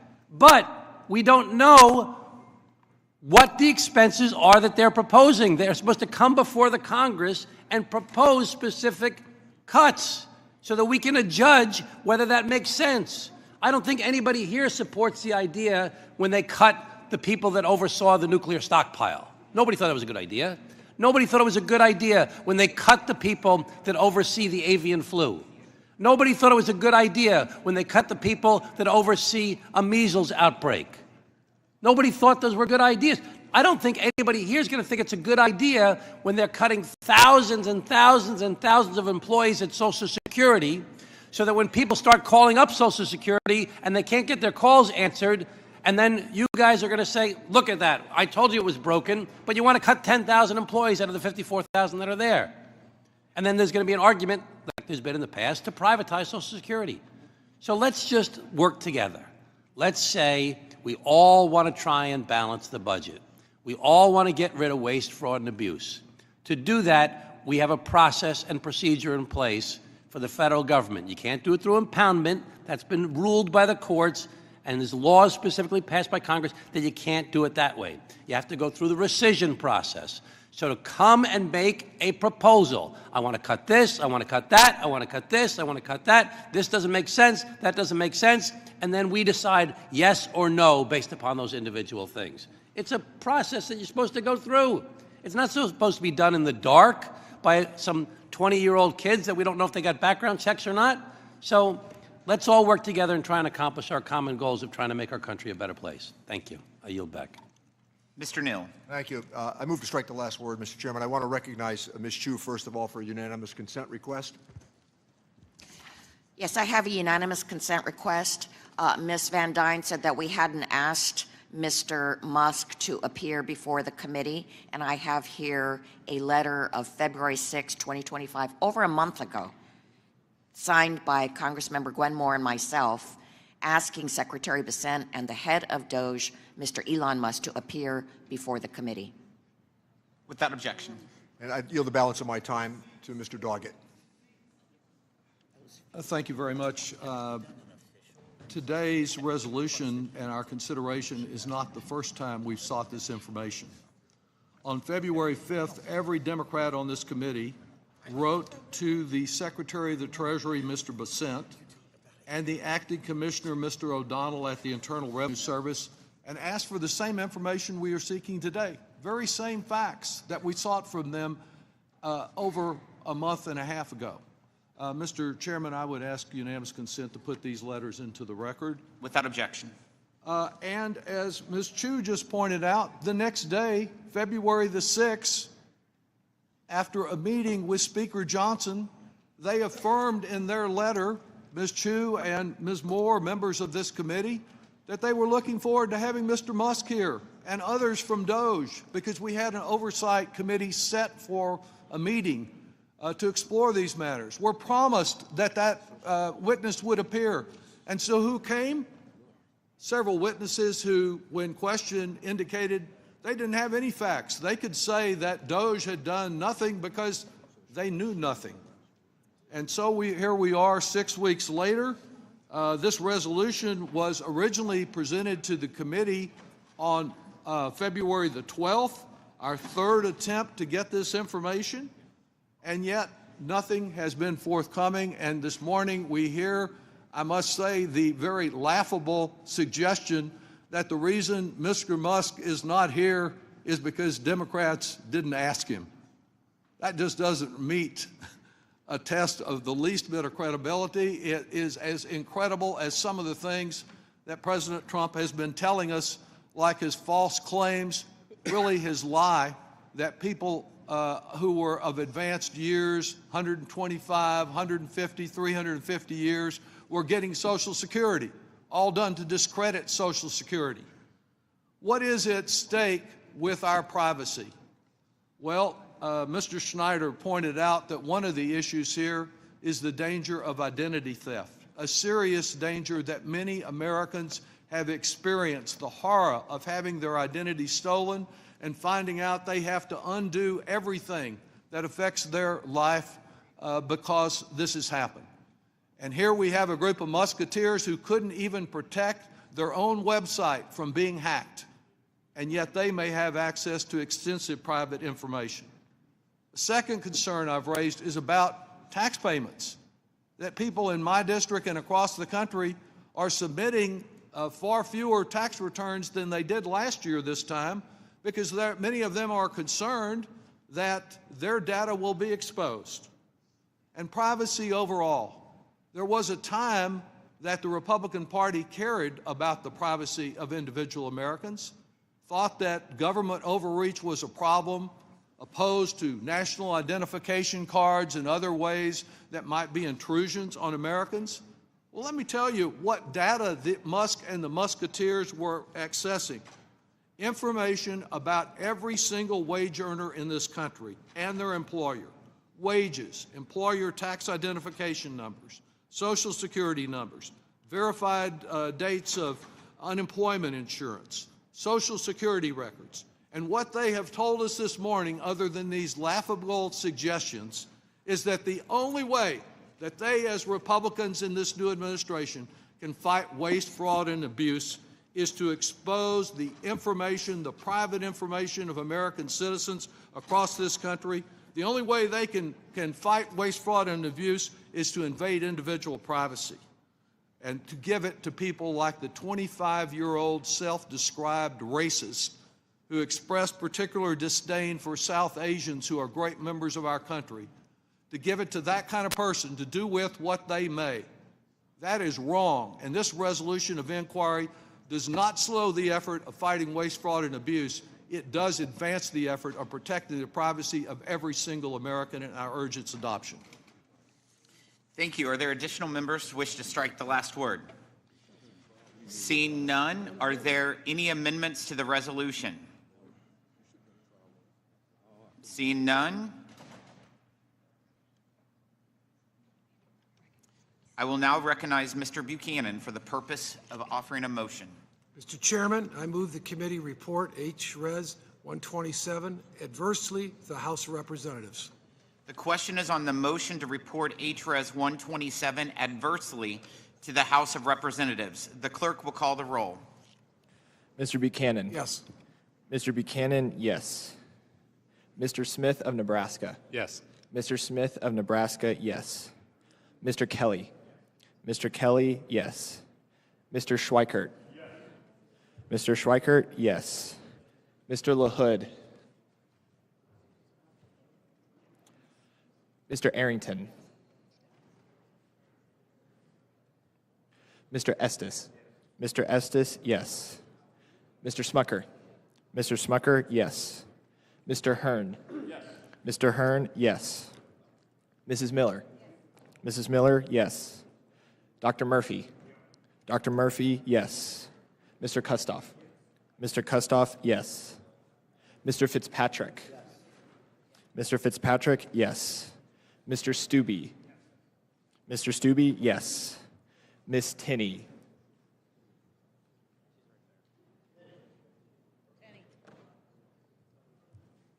Miss Tinney, yes. Ms. Fishbach. Yes. Ms. Fishbach, yes. Mr. Moore. Mr. Moore, yes. Ms. Van Dyne. Yes. Ms. Van Dyne, yes. Mr. Feenstra. Mr. Feenstra, yes. Ms. Malliotakis.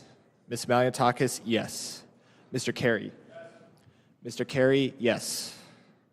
Mr. Yakum. Yes. Mr. Yakum, yes. Mr. Miller. Mr. Miller, yes. Mr. Bean. Yes. Mr. Bean, yes. Mr. Moran. Mr. Moran, yes. Mr. Neal. Mr. Neal, no. Mr. Doggett. Mr. Doggett, no. Mr. Thompson. Mr. Thompson, no. Mr. Larson. Mr. Larson, no. Mr. Davis. Mr. Davis, no. Ms. Sanchez. Ms. Sanchez, no. Ms. Sewell. Ms. Delbene. Ms. Delbene, no. Ms. Chu.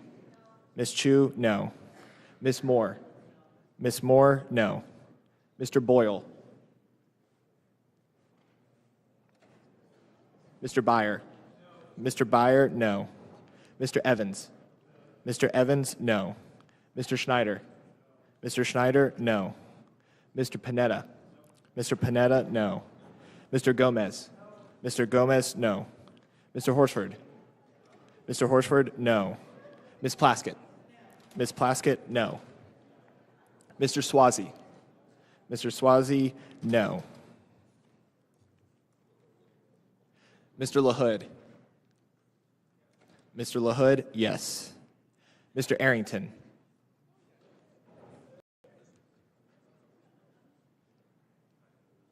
How is Ms. Sewell recorded? Ms. Sewell is not recorded. Ms. Sewell, no. Mr. Boyle.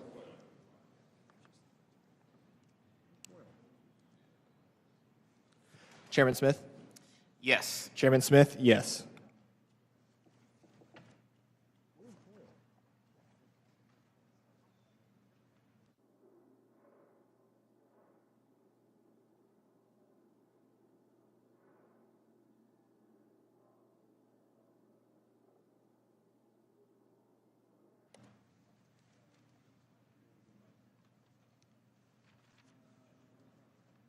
Clerk will report the vote. The yeses are 25, the noes are 18. There being 25 yeses and 18 noes, the motion is agreed to, and H.Res. 127 is ordered unfavorably reported to the House. Without objection, members have 2 additional days to file with the committee clerk supplemental additional dissenting or minority views. Last November, the American people overwhelmingly rejected the Biden administration's efforts to put Washington and its bureaucrats ahead of everyday Americans. From canceling appointments for more than 7,500 Americans to give Social Security Administration employees an afternoon off, to signing a midnight agreement to lock in telework with SSA's largest union, Biden's Social Security Commissioner did everything he could to boost bureaucrats at the expense of the American people, all in the midst of a customer service crisis that saw the highest initial disability backlog and some of the highest customer service wait times in the SSA's almost 90-year history. That was before Doge. This was the Biden administration. In contrast, President Trump promised to increase the efficiency and accountability of Washington's entrenched bureaucracy. The president made no secret about how he was going to accomplish that by tasking the Department of Government Efficiency to aggressively seek out inefficiencies in agencies and places where services could be better streamlined for the American public in order to get a faster, more responsive government for their needs. It is a fact that waste and fraud exist at the SSA. And in the end, that hurts the Americans seeking help from that agency. In August of 2024, the SSA's Office of the Inspector General found $72 billion in improper payments by the agency between 2015 and 2022. President Trump knows that protecting Social Security includes rooting out fraud and waste to ensure that the right benefit is paid to the right person at the right time. This should be something everyone supports. However, some Democrats would prefer to obstruct these efforts to score political points. Fortunately, not only has the SSA been transparent with both Congress and the public with its service delivery data and the changes being made to shift the SSA from an agency that uses decades-old business practices to one that can provide modern, quality service to the public, but one of the first public statements of President Trump's new acting commissioner was to confirm that Doge personnel cannot make changes to agency systems, to commit to abide by court rulings related to Doge's access, and to refer Doge personnel for prosecution if they violate the law. The same laws that protect the American people's data from misuse by the SSA's tens of thousands of other employees. Seniors are already seeing the benefit of doing things differently. Beneficiaries affected by WEP and GPO are getting the back payments mandated by the Social Security Fairness Act faster than expected. Originally, the Social Security Administration estimated it would take 1,000 work hours to send out back payments. In a letter to Social Security, Chairman Ron Estes and myself wrote to SSA, and I quote, "We estimate that it will take about 1,000 work hours to process the actions required under the new law for the approximate 3.2 million affected beneficiaries. Our initial analysis indicates that much of the work will need to be done manually on a case-by-case basis."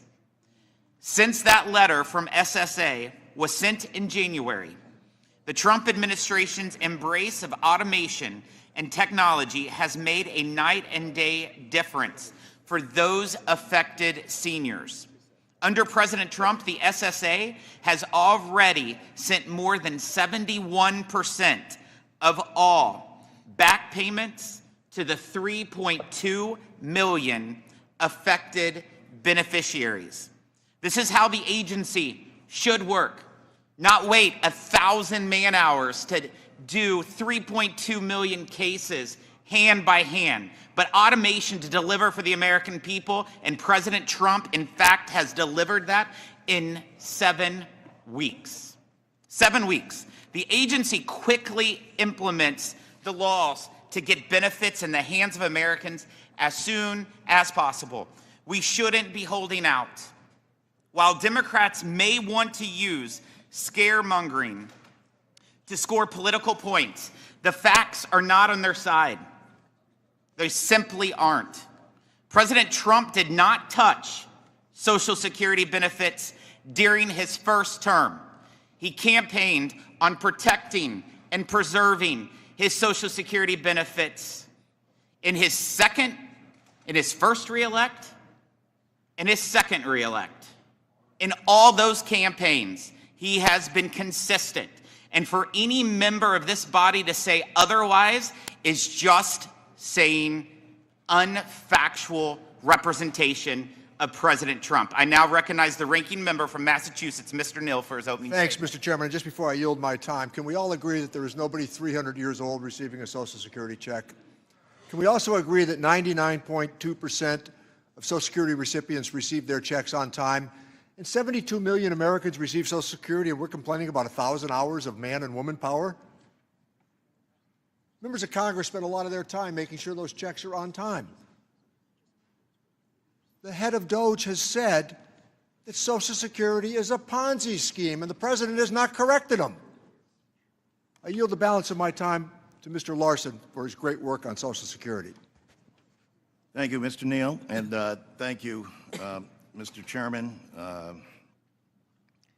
As I said earlier, it's a sad day for America when the Committee of Cognizance has to have this issue of inquiry so that we can actually produce before the committee, instead of an empty seat and empty chairs, the person who President Trump has designated to find $2 trillion worth of cuts, a person who has publicly said that he knows where to find those.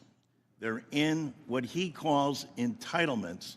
What everybody on this committee knows with regard to Social Security is an earned benefit that they pay. And so the people in your districts are wondering whether or not, because the chairman just said that there's no way that President Trump is going to touch Social Security, even though last weekend he called it a scam, and that Elon Musk was on television just last night again saying that, yes, their goal is to privatize Social Security. Given these statements, I don't understand why there's a problem with bringing forth Mr. Musk to testify before this committee. And if he's got all these ideas of fraud, abuse, and waste are true, then yes, Mr. Chairman, we should join with you to make sure that that's the case. But even the acting person handpicked by Trump has said, well, what they said about people receiving checks older than 115 years old is false. That's Trump appointment saying that. And so we continue to get the big lie, including this weekend again, where they said, oh yes, and the Democratic plan is to bring illegal immigrants into the country by offering to pay them Social Security. There's not a thread of truth to any of that. And yet, this unaccountable person, not a federal employee, not a volunteer, but a special person who's not had to go on through Senate approval, and who this committee is now saying, yes, we agree with the president, he should not be accountable. He should be able to have free reign and do whatever he wants. We will willingly follow him and do whatever he says because he's the wealthiest man in the world, and surely he must know how to save us from ourselves. This program of Social Security that, just happens to be the #1 anti-poverty program for the elderly and for the children of this country. Yep, I agree, Mr. Musk and Mr. Trump aren't going to lose a moment's sleep thinking about the privatization and what it means to those individuals. And yes, you can say that he's not going to do this, but yet there's no commissioner here, no person under oath raising their hand and saying, yes, no, we have no intention of privatizing Social Security. He's made it clear time and time again. And if not, well, by all means, we'll be happy to have him here. We've sent letters. Chairman Esty knows 3 weeks ago I sent a letter asking for him to come immediately before the subcommittee. And we'll continue to do that because we want to hear, as does the American public, the truth. Thank you. The committee will now proceed to consideration of H.Res. 195. Without objection, the measure will be considered as read and open for amendment at any point. Does anyone wish to strike the last word? Mr. Buchanan is recognized. Mr. Larson, you've been maybe a little longer than I have, but the two of us came in 2006 when they started PAYGO. I ran on a balanced budget amendment or trying to get there. We're $8 trillion in debt. Here's what's sad, and here's where we go broke, so if we don't deal with it. It was $8 trillion when we came in. Today, $37 trillion. It's not your fault, it's not our fault, it's both parties. I don't have any confidence that we can deal with this. I sadly say that. I'm just telling you from my standpoint because you would have dealt with it a long time ago. I've had expert economists tell me it's not a matter of if, it's a matter of when. So do we want to go down this false road where we haven't been able to perform on a bipartisan basis or get anything done? Or do we want to try to look at other options? And I feel like at least we got a shot. Because I can just tell you when you're paying $1 trillion in interest. Will the gentleman $1 trillion in interest, just give me a couple minutes. When you're paying $1 trillion in interest right off the top, it's going to end badly. And I just feel, I'm an optimist. Anybody that knows me, I am. But I am very, very concerned about the debt and the deficit. And it's both parties. I have no confidence in this process, what we've been doing for all these years, because I've never seen anybody talk about dealing with the reality of a budget. I dealt with balance sheets and income statements. At some point, you go bankrupt. And that's my point. We're doing that right now. Regardless what happens here today, regardless what road going, if we don't make material changes, Social Security's at risk. I got the 5th oldest district in the country. Putting them all at risk. Medicare, Medicaid is at risk. Everything's at risk. We've got to fix this thing. We got to fix it together, because I can just tell you, it's hard to imagine my 10th term here. I get sick of hearing it. Everybody talks a good game, but we don't do anything. But for the sake of the American people, and I feel your passion. I know we talked about Social Security. I was on the committee, but we've got to do whatever we can to fix what we're doing, because, you got to either go down the road we've been going down, which I have no confidence, or you look at another road, and I think this other road gives us at least a shot. We don't have a shot right now. This will give us a shot, because we don't have the courage to come together. And I'll yield. Well, I thank the gentleman. It was always a gentleman. But what we need, and for more than 50 years, you're right, both parties share responsibility in this. But here's what we need: a vote. How about a vote? We have a plan. Where's yours? And how can you get to a compromise if there's a plan and no plan? How about a vote then? How about the American people get to see where you stand on the issue? And as has been articulated by several on the other side, we just simply don't believe that this program can last or make it. I totally believe that this is America's number one. In fact, we borrow from Social Security. Yes, your time. I'm sorry. Yeah, let me just say, I would wish that we could come together and deal with this. It's the biggest problem we've got. We're financially going down the drain. I don't care who you talk to or what you talk to. I hate to say that, because it's the best country on the planet, but we've got to fix our financial house. We've got to fix it together, because if we don't, we're going to end up in a very, very bad situation. Someone says when that might be, who knows, but it's coming. It's coming quickly. You can't pay $1 trillion off the top without impacting everybody. And Social Security, that's not the employees, it's their money, plus all the employers matched them half. So they, this is their money. It's at risk.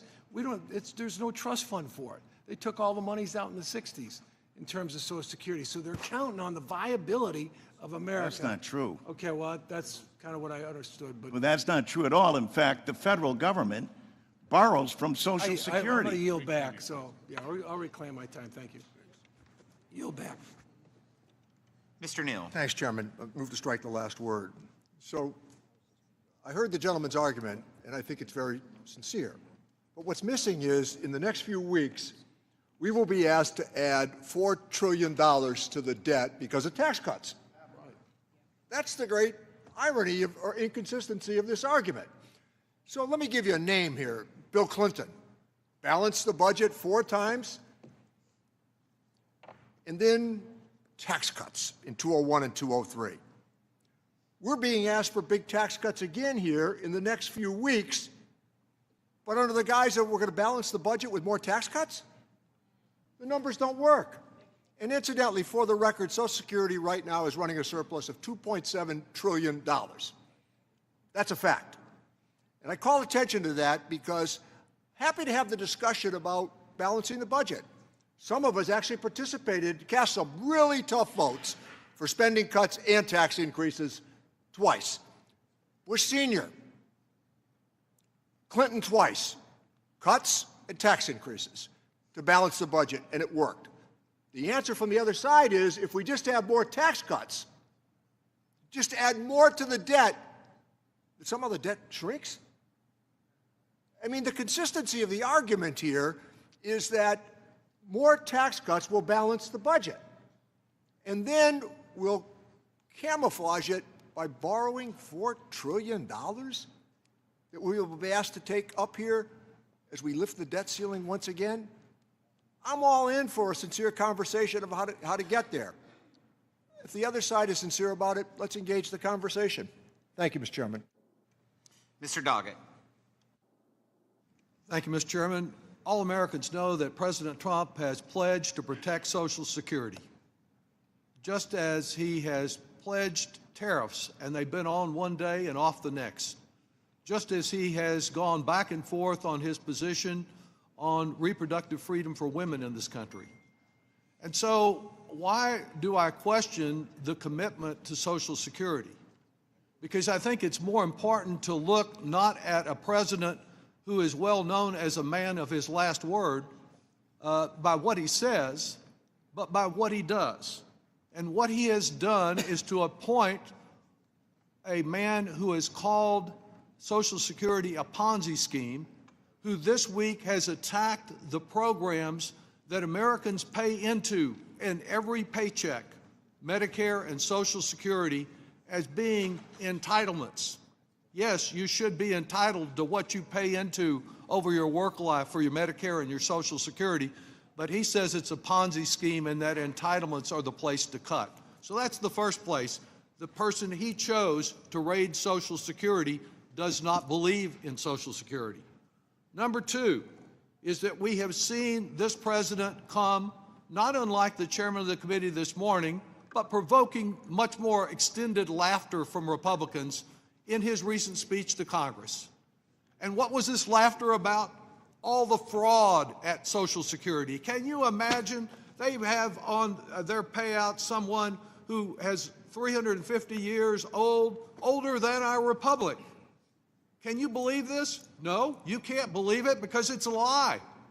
Because Social Security has had in place for some time a requirement that it doesn't pay out anything to people over 115, and though there have been some mistakes made, some underpayments, some overpayments, it has, as Mr. Neal pointed out, an incredible accuracy rate of far less of 1% of payments that have been found to be improper. It doesn't mean we shouldn't seek more accuracy and protect the system, but Social Security has worked remarkably well in the past.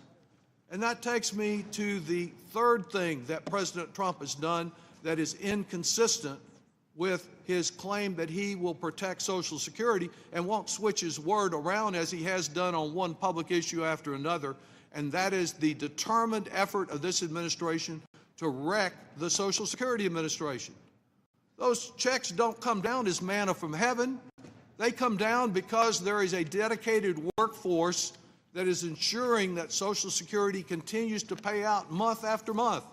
And so how have Mr. Trump and Mr. Musk decided to handle that dedicated workforce? They are cutting it by 7,000 people. And among those 7,000 people are 50 that are particularly important. The Office of Transformation, as they have called it, is the customer service office at the Social Security Administration. And the Trump administration went in and fired the director of the Office of Transformation. He fired all 50 employees of that Office of Transformation. So guess what? When the shortage of employees to get the checks out dependably occurs, people are going to say, well, Social Security is just not like it used to be. It can't deliver. It's not working. It's like the post office, which they want to privatize. It's not getting our checks. We can't count on it anymore. And it's that assuring that the Social Security Administration fails to deliver that is at the core of the Republican plan to undermine Social Security. Social Security has been forced already by Republican administration to serve millions more people with fewer staff. In 2010, they had 67,000 workers ensuring timely and accurate payments to 60 million Americans. Today, they have 10,000 fewer, and when I say today, that's before the Trump cuts, serving 13 million more people. You cannot assure that Social Security provides the wonderful coverage that it has for so many years without an adequate workforce. I'm hearing from constituents that say this is an emergency. I'm hearing Republicans like Ron Johnson, the senator from Wisconsin, saying he wants to sunset altogether. Senator Mike Lee, who says he wants to phase out Social Security, to pull it out by the roots and get rid of it. My constituents believe Social Security is one of the best systems government ever put in place, and we are opposed to the Trump people undermining it as they are doing and want to get the facts here, which is all this resolution asks for. I yield back. Gentleman yields back, and I recognize Mr. Estes to strike the last word. Well, thank you, Mr. Chairman. Move to the last word. You know, as the new chair of the Social Security Subcommittee, I feel a sense of responsibility to make sure we address this. this program that's so beneficial for so many people in the country. I mean, this is a federal program that supports people of all ages, particularly our seniors. And the Social Security Administration's first responsibility is to provide correct benefit payments to the correct people in a timely basis. People should be enrolled correctly and timely. That's not happening today. Over the last 2 years, my office has received increasing number of complaints. And I would imagine that most of the members on this dais are also receiving more complaints, that their constituents aren't being served in a timely and efficient manner. The complaints range from Social Security, they can't get enrolled, they can't get through on the phone system, they can't get appointments set up either through the phone system or through technology, they can't get into an office. This is one of those simple blocking and tackling things. We want to make sure that we have good customer service. That's not talking anything about some of the problems that have been discovered with the processing itself. In fact, the Social Security Administration's Inspector General Office has found that $72 billion in improper payments between 2015 and 2022. And the previous administration, the administrator said, well, we'll just start forgiving those and we'll stop calculating whether they are bad payments, just so that we don't have such a bad record. I want to go on the record that President Trump has repeatedly stated that he will fight for Social Security, that President Trump's repeatedly stated he will protect Social Security. President Trump's repeatedly stated that he will not cut Social Security. And House Republicans stand with President Trump to make sure that we preserve and protect and strengthen Social Security benefits for the seniors count on. I talked mostly in my remarks about how do we make sure that the program's processed correctly. The other issue that we need to address is the fact that Social Security is running a deficit. They've been running a deficit each year since 2010. We have to, at some point in time, be the adults in the room and address the fact that the trust fund is being depleted. Because there are more retirees than workers today than ever before in history. So if we really want to solve this problem, let's work together. We need to address the problems with customer service today, and the sooner we take up and address our responsibility to resolve the deficit that exists in the program, this program is not going to be able to provide the service that it was created for the American people. And with that, I yield back. Gentleman yields back. I now recognize Mr. Thompson to strike the last word. Thank you, Mr. Chairman. 89 years ago, President Roosevelt signed the Social Security Act into law, creating the single most impactful anti-poverty program in our nation's history. For 89 years, Social Security has ensured our seniors can retire with dignity, and those who are disabled can have the support that they need. Yet this administration has put Social Security on the chopping block. They want to privatize Social Security.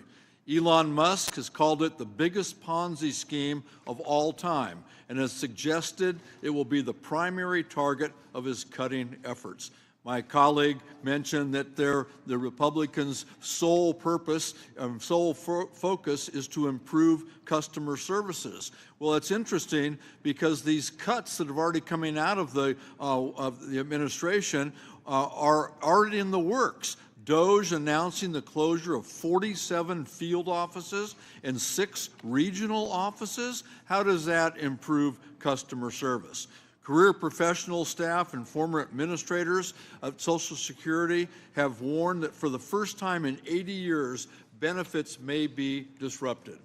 Mr. Chairman, my phones have been ringing off the hook from calls from constituents frightened that they won't receive their benefits. In my district, 153,000 people receive Social Security.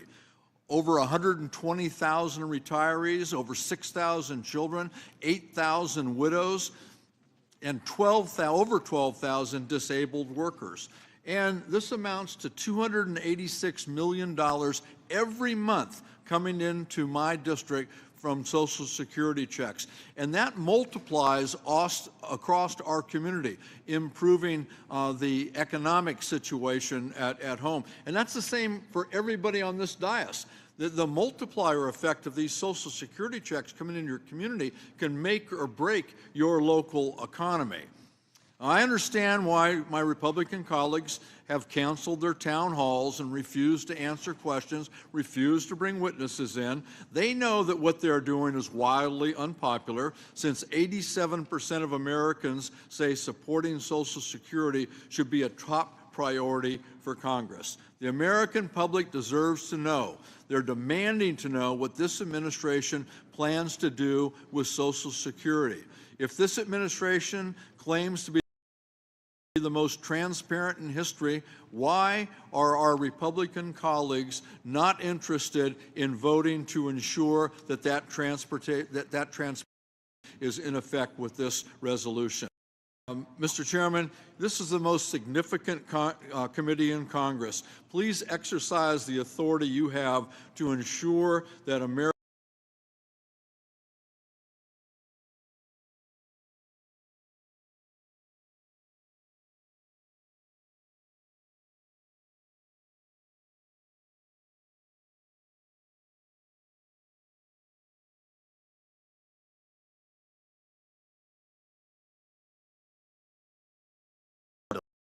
letter, asking for Elon Musk to be here. And I know the gentleman's sincere when he says we've got to work together to solve this.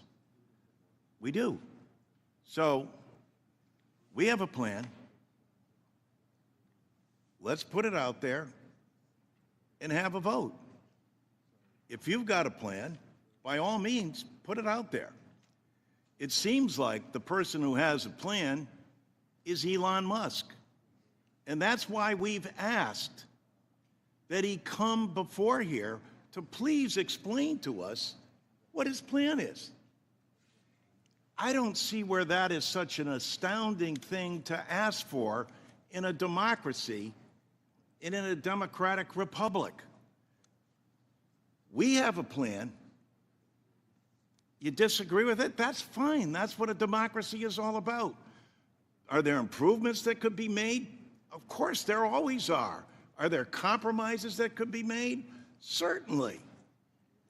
But to do nothing and then to stonewall and say that Elon Musk doesn't have to come before us, let's have Martin O'Malley in, the commissioner, so we can actually look at what other federal agency do you know that operates the largest insurance program for under 1% administrative costs, and laying off people that reach out to people, especially in rural areas,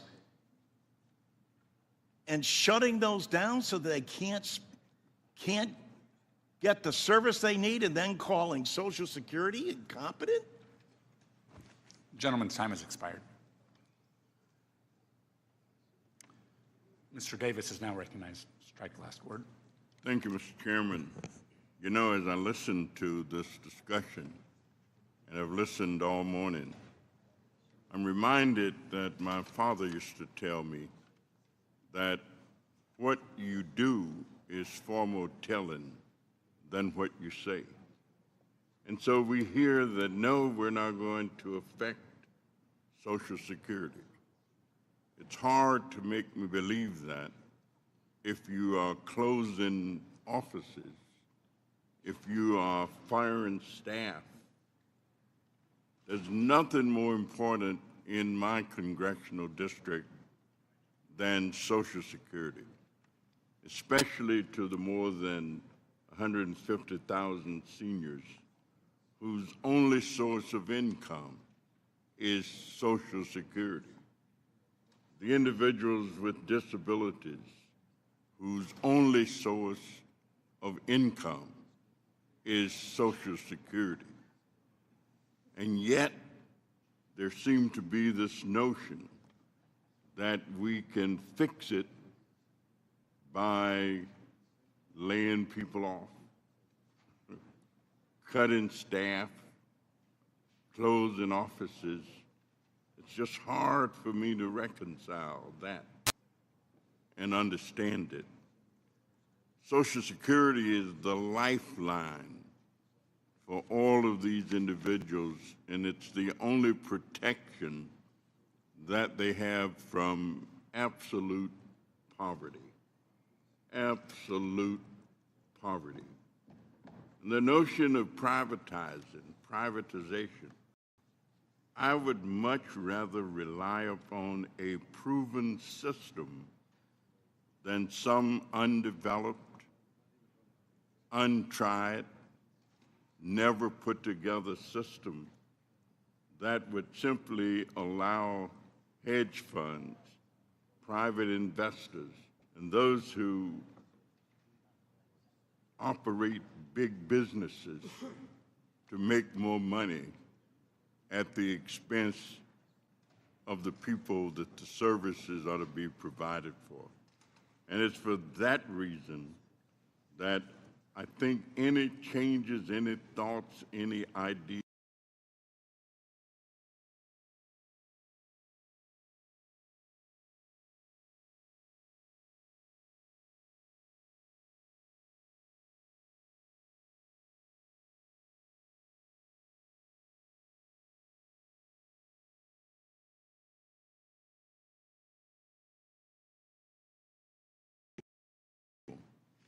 I also believe that if there is righteousness in the heart, there's also beauty in the character, which means that if the intent is righteous, then we'll have a system that will work for the benefit of the people.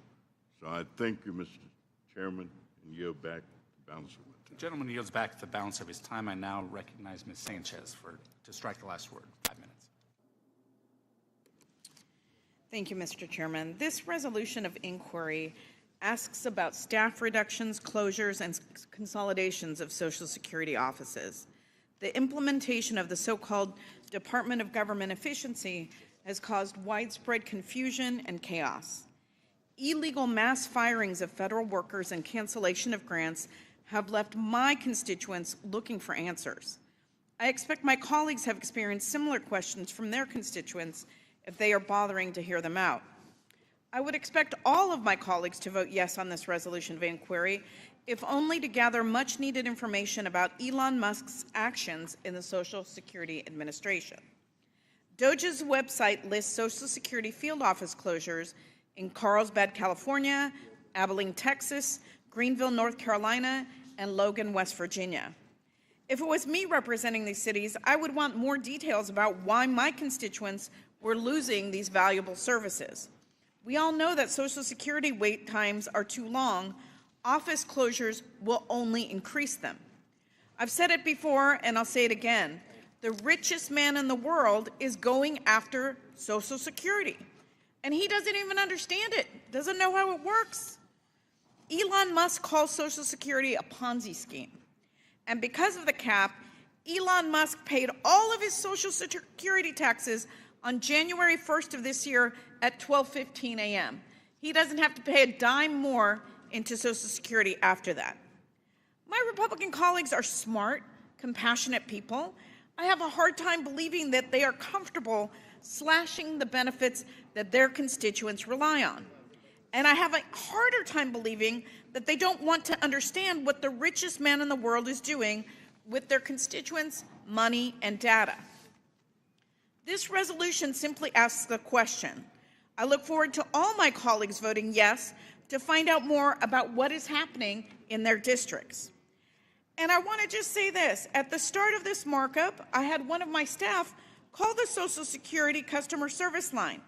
We've been discussing this resolution for quite some time now, and she's still on hold.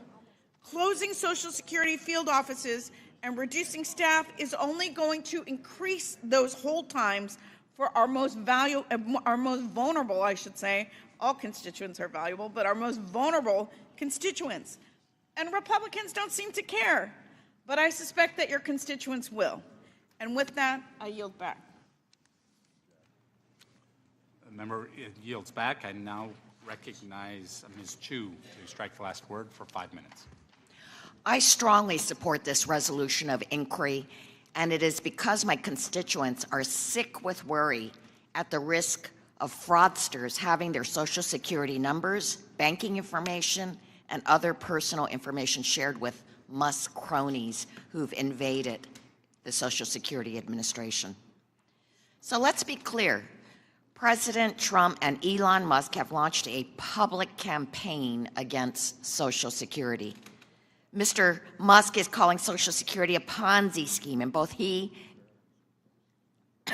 and President Trump are spreading widely discredited lies about the program and its integrity.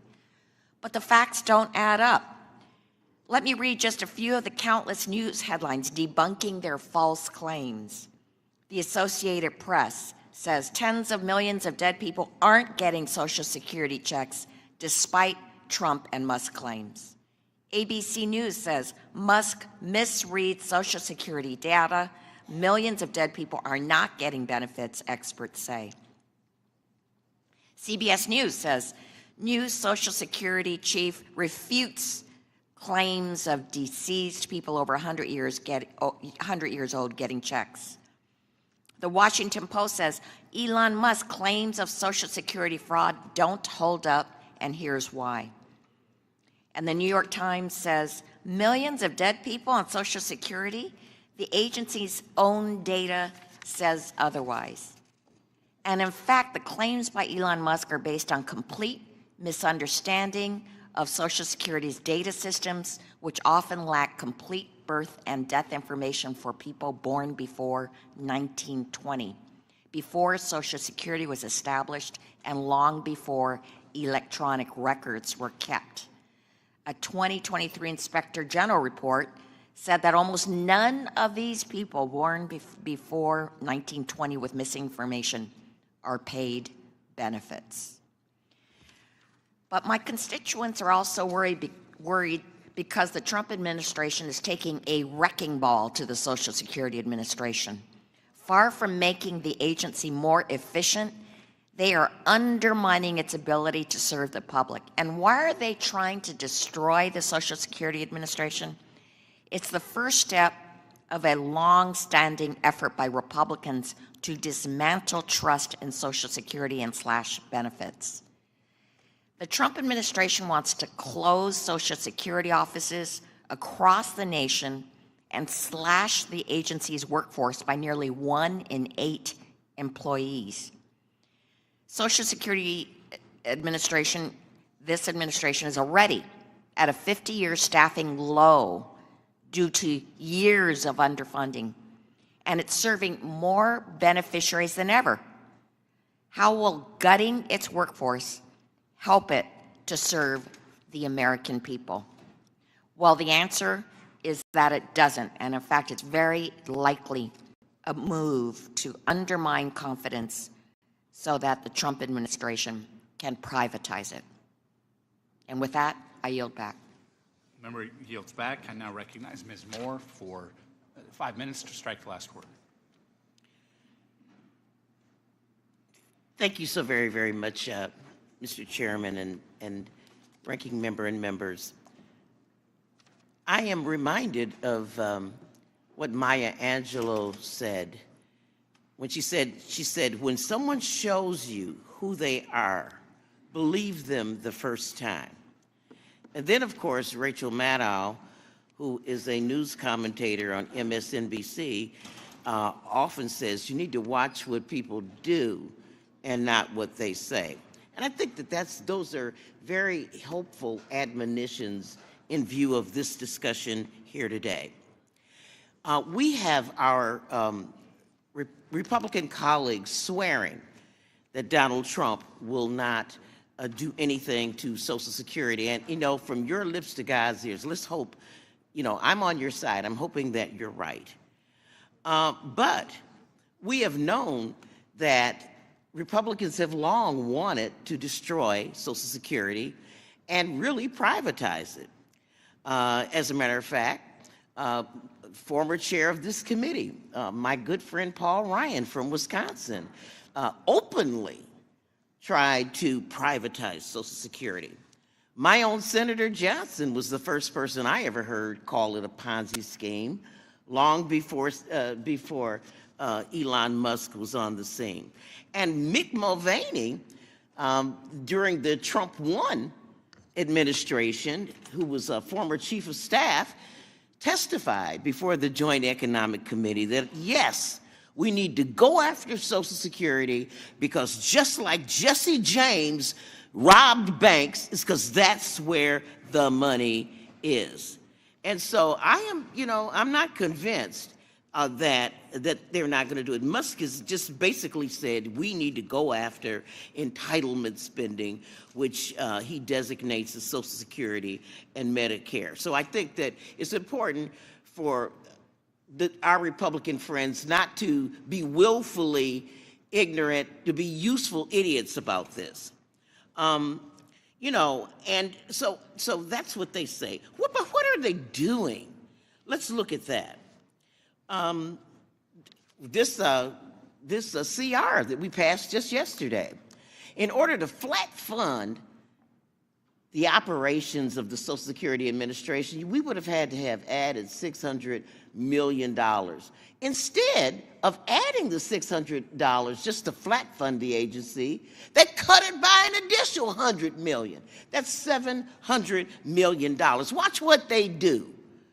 You're trying to save Social Security, but you want to destroy customer service. We heard Mr. Estes, the new chairman of the subcommittee, talk about how awful the customer service is. Well, yeah, but that is part of the scheme, to undermine Social Security to the point that people lose faith in it. And as a matter of fact, Martin O'Malley sent me this text.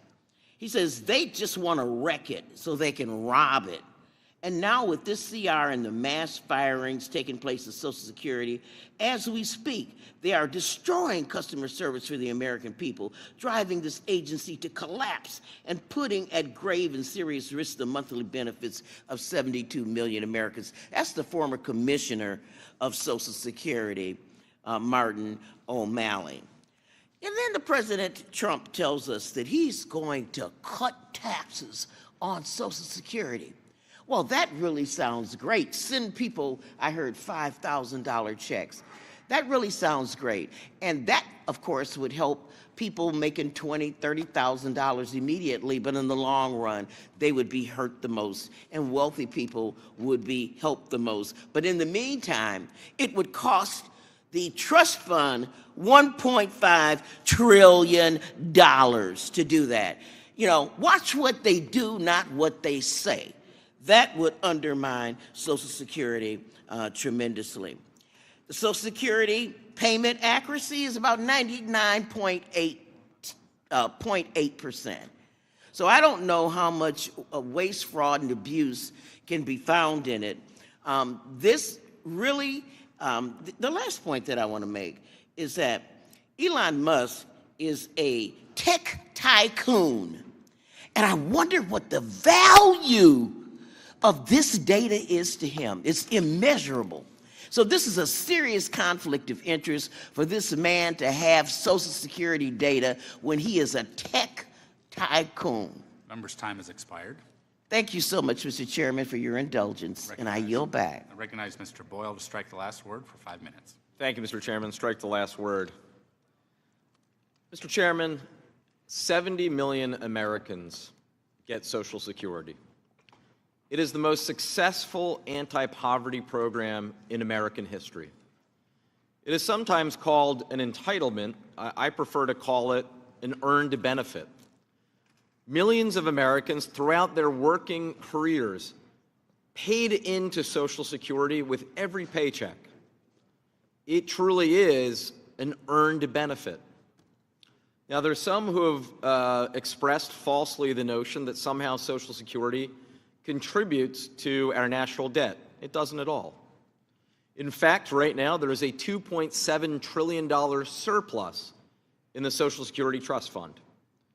It has been certified both by the Congressional Budget Office as well as the Social Security trustees that there is enough money in the trust fund to fully pay out benefits, 100% of benefits, today through the year 2035, so for the next decade. And certainly we have enough time over the next decade to make modifications that are necessary to ensure that Social Security is fully there for generations to come. So no, the greatest threat to Social Security is not its current financing. The greatest threats to Social Security are Donald Trump and Elon Musk. Elon Musk recently called Social Security a Ponzi scheme. Not the first time, by the way, that he has used that exact term, a Ponzi scheme. You know, Vice President Vance last fall explicitly said that Elon Musk would, and I quote, target Social Security, and that he has. Elon Musk has previously raised the specter of privatization of Social Security. This is also not the first time that we have heard of a Republican effort to privatize Social Security. Exactly 20 years ago, when George W. Bush won re-election, right about this moment, he said, and I quote, "I have political capital and I intend to use it."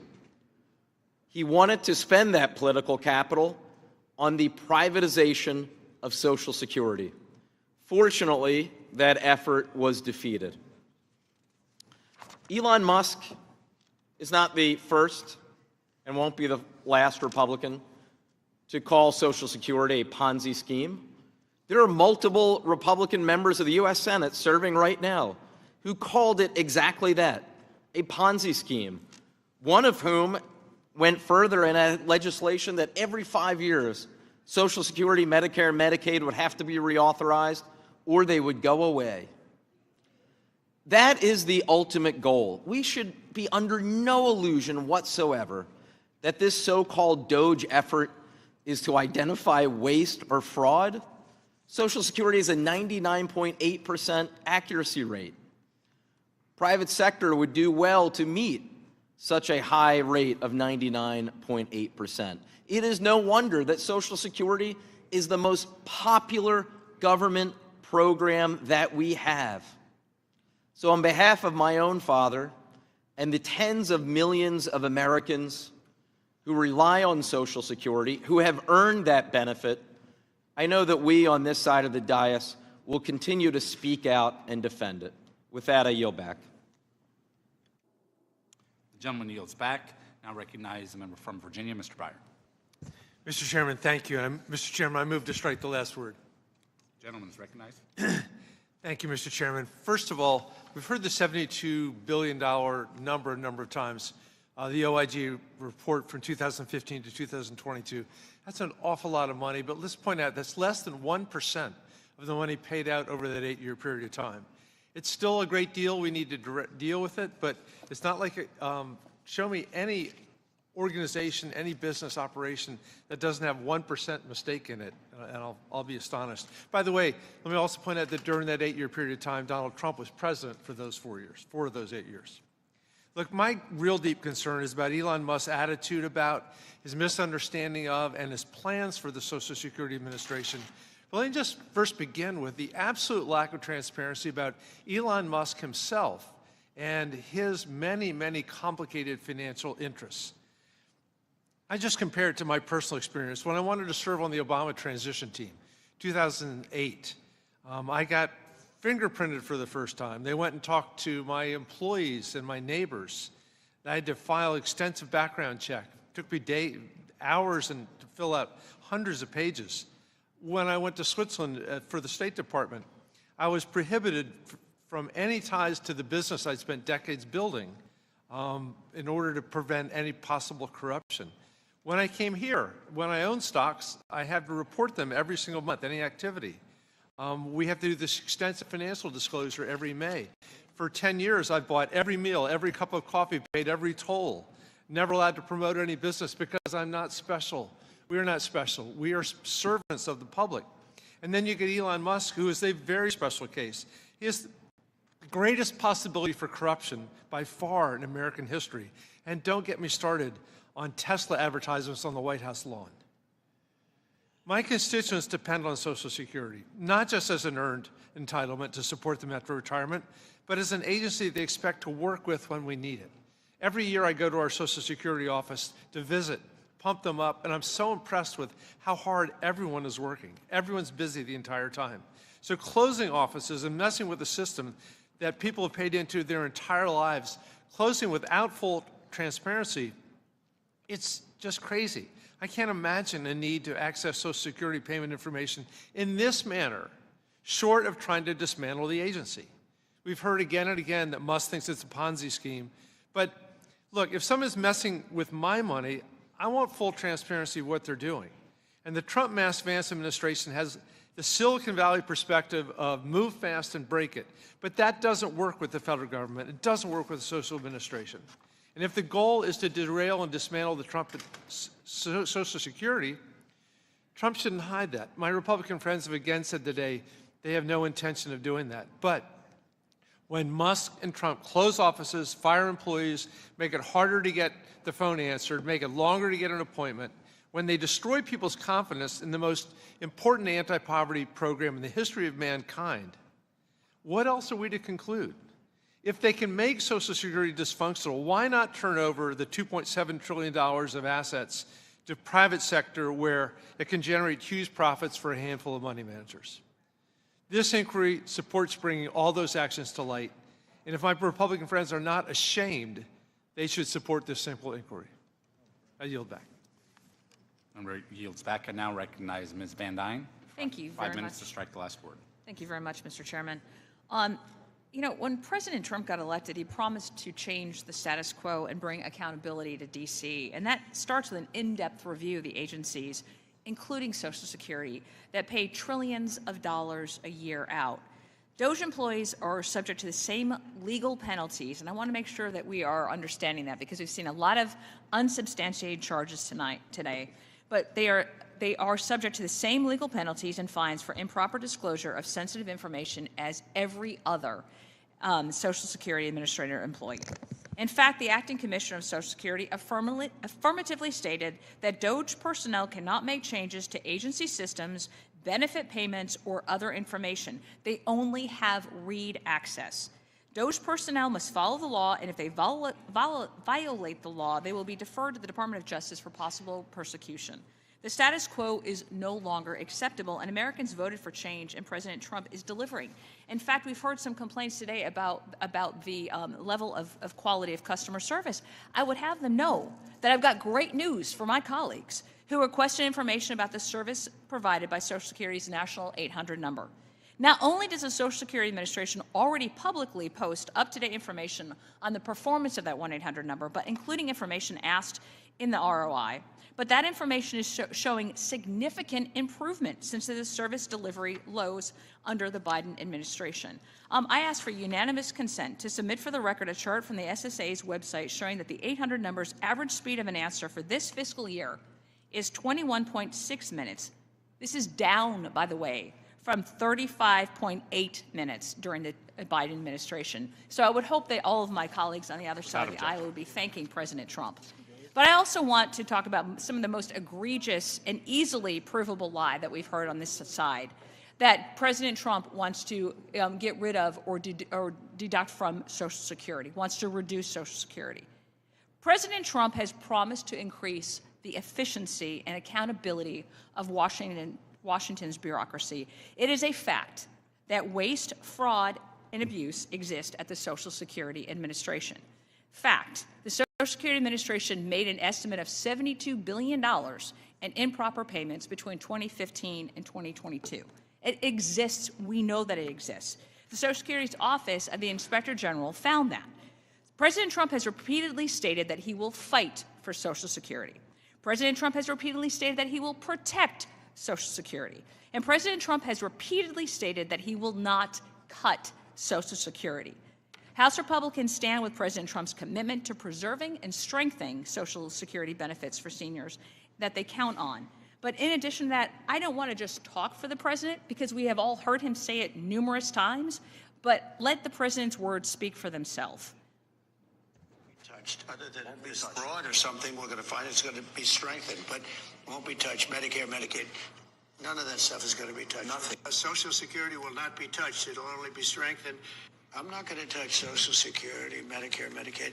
Now, we're going to get fraud out of there. You know, look, Social Security won't be touched, other than if there's fraud or something, we're going to... So I don't know how many times the man has to say it. He has repeated it publicly a number of times. If you go to the White House website, they have it published a number of times. I keep hearing this lie over and over again. They know it's wrong. I would really hope that we could all work and want to have it be more effective, a more efficient program, and that's what we're here to do, and I would hope that I can get my other colleagues on the other side of the aisle to agree with that, and with that I yield. Member yields. I now recognize Mr. Evans for 5 minutes to strike the last word. I move to strike the last word. Thank you, Mr. Chairman, for calling this makeup today for us to address two important resolutions which demands transparency in the federal government. I know my Republican colleagues are big fans of government transparency, so I expect they will vote in favor of these resolutions.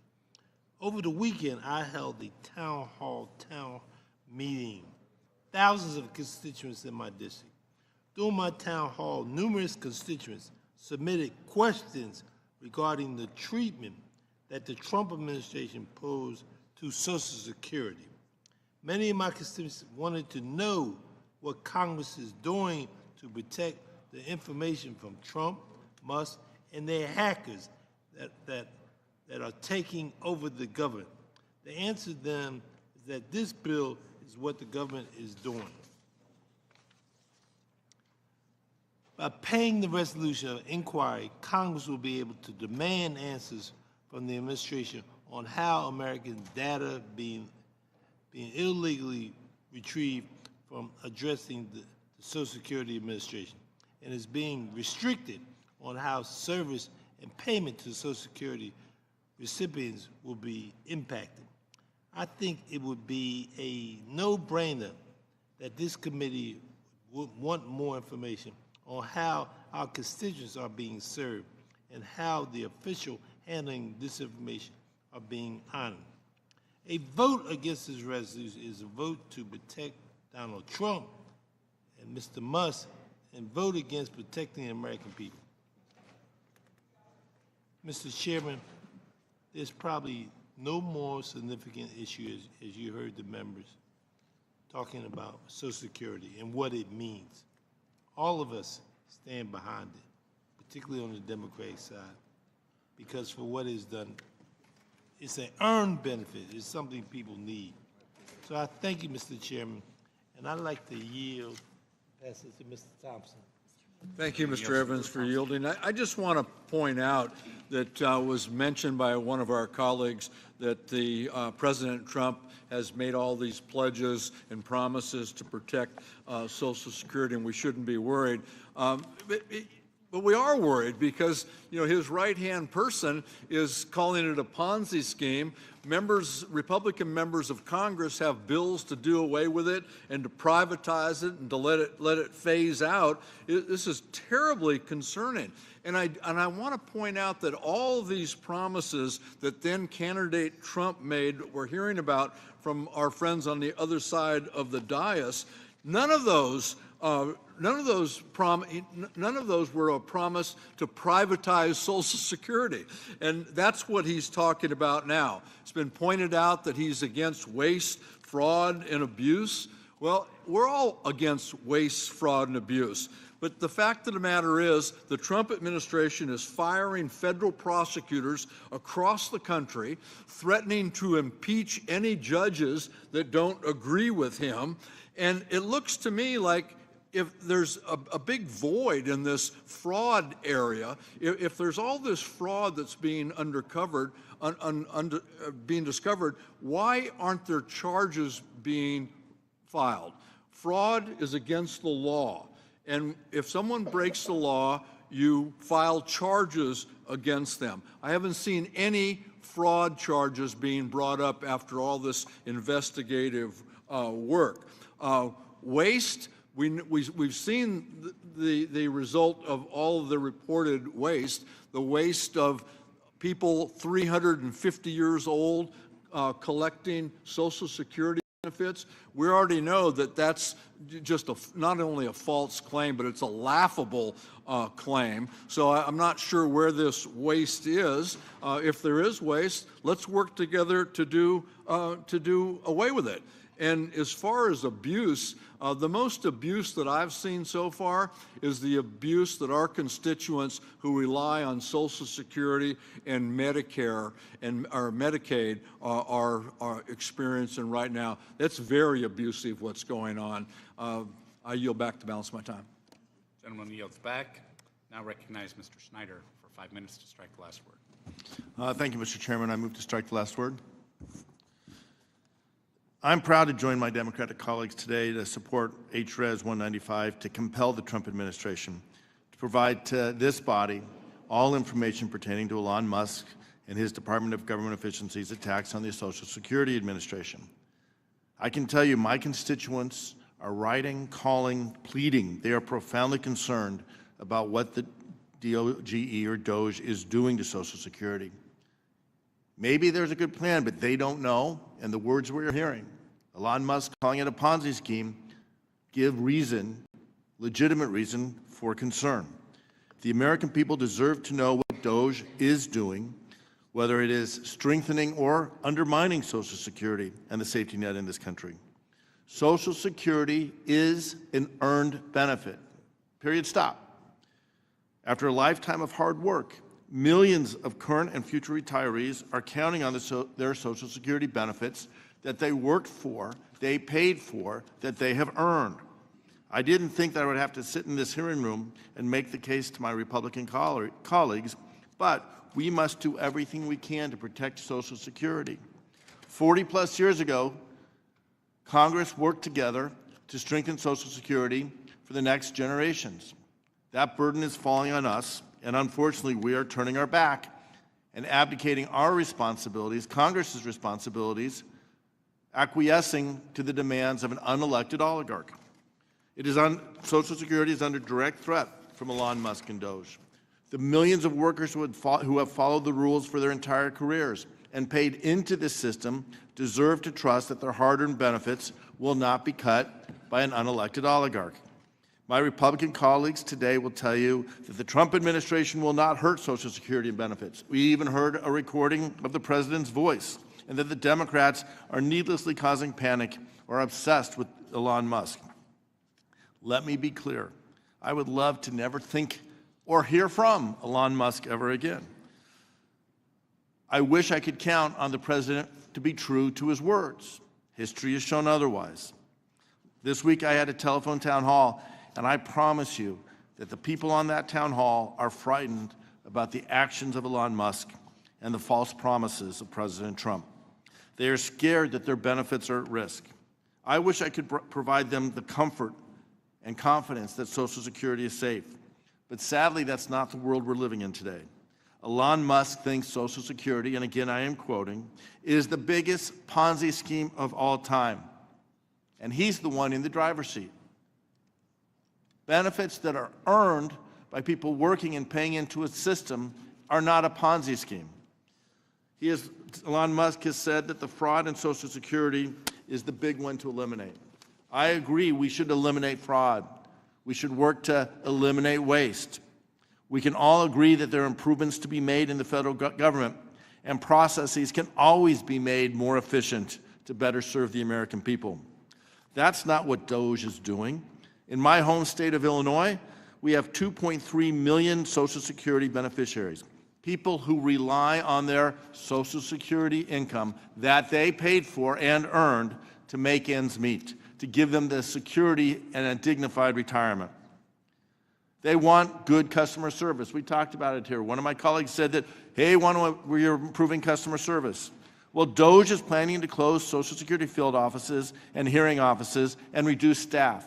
That's not going to improve service. What impact will that have on the 70 million Americans who receive Social Security benefits? Rather than improving service, these actions will undermine Social Security's ability to serve beneficiaries and deliver payments on time with certainty. And that's just wrong. Social Security is a sacred trust. It is the foundation of our economic security. The American people deserve to know what the administration is planning for the future of Social Security and the Social Security Administration and what impact that will have on their benefits. I urge my colleagues on both sides of the aisle to support this resolution, simply asking for transparency, for information about what the administration is doing to an earned benefit Americans have worked hard for. If it's true, as my Republican colleagues say, that Musk is no threat to the system, let this resolution prove us wrong. And if, as we believe, Musk has plans to privatize, to minimize, to reduce, and ultimately eliminate Social Security, we should know that as well. The American people deserve to know the truth. I yield back. Gentleman yields back, and now recognized from Florida, Mr. Bean. Mr. Chairman, thank you so much, and a very good afternoon to you. Good afternoon, Ways and Means Committee. We agree. There is something that these two sides that keep going back and forth agree on. The American people are scared and confused, and there's one reason why they are scared and confused about Social Security, because these folks on the left of me keep saying falsely that President Trump and these Republicans want to cut, privatize, or eliminate Social Security. It is simply not true.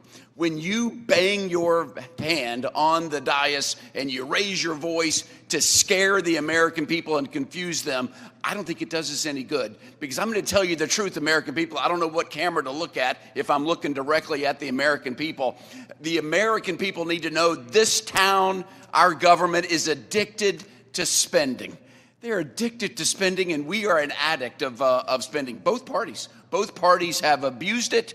Both parties have overspent. And now our promise to the American people to always give you your money through Social Security is in jeopardy. In 9 years, if we don't make changes in 9 years, 2034, changes will come automatically, and these benefits will be adjusted downward. And that's the last thing that President Trump, this committee, Chairman Smith, Chairman Estes, who showed us last week in a slideshow that's really terrifying, that we have to make changes. So we're gonna have to cut ourselves off. It's like an addict realizing that changes are going to have to be made. We bring in an auditor who points out all of this crazy spending, and because some people can't defend the crazy spending found, their playbook is the only card to play is to blame the auditor.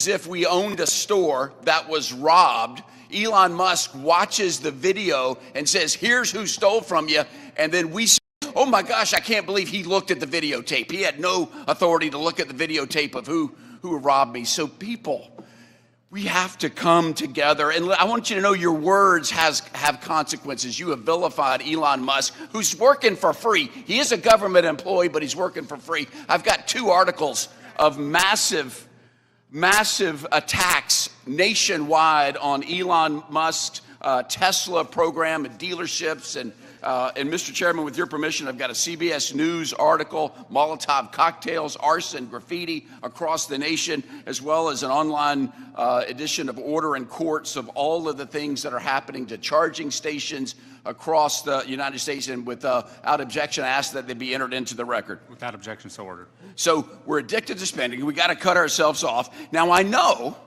we keep hearing Elon Musk is unelected. He's unelected. Let me tell you who is unelected. Whoever was using Biden's auto pen for the last 4 years, that is who is unelected.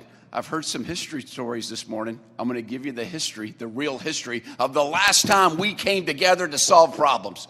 Let me tell you who did it. It was, how about this? It was Bill Clinton. Bill Clinton and Newt Gingrich from both sides of the political spectrum came together, and they passed the last balanced budget. And how about this? Bill Clinton did it through the elimination of 428,000 employees, and he did it through $25,000 buyouts. He offered buyouts for federal employees. And so that is the playbook of how we can get it done. Let me tell you, American people, I'm looking at you, and I'm making an honest plea to this committee and everybody watching. If we're going to solve it, maybe we need to go to a room where there's no cameras and we can be honest that we're going broke, we have an addiction to spending, and it's just hard to realize that that can't continue. We're on an unsustainable path. That is the dangerous existential threat to our country, is just we're spending ourselves into oblivion. So finally, we're realizing we've got a government we can't afford, we've got employees we can't afford, and we are finally right-sizing. I know it hurts.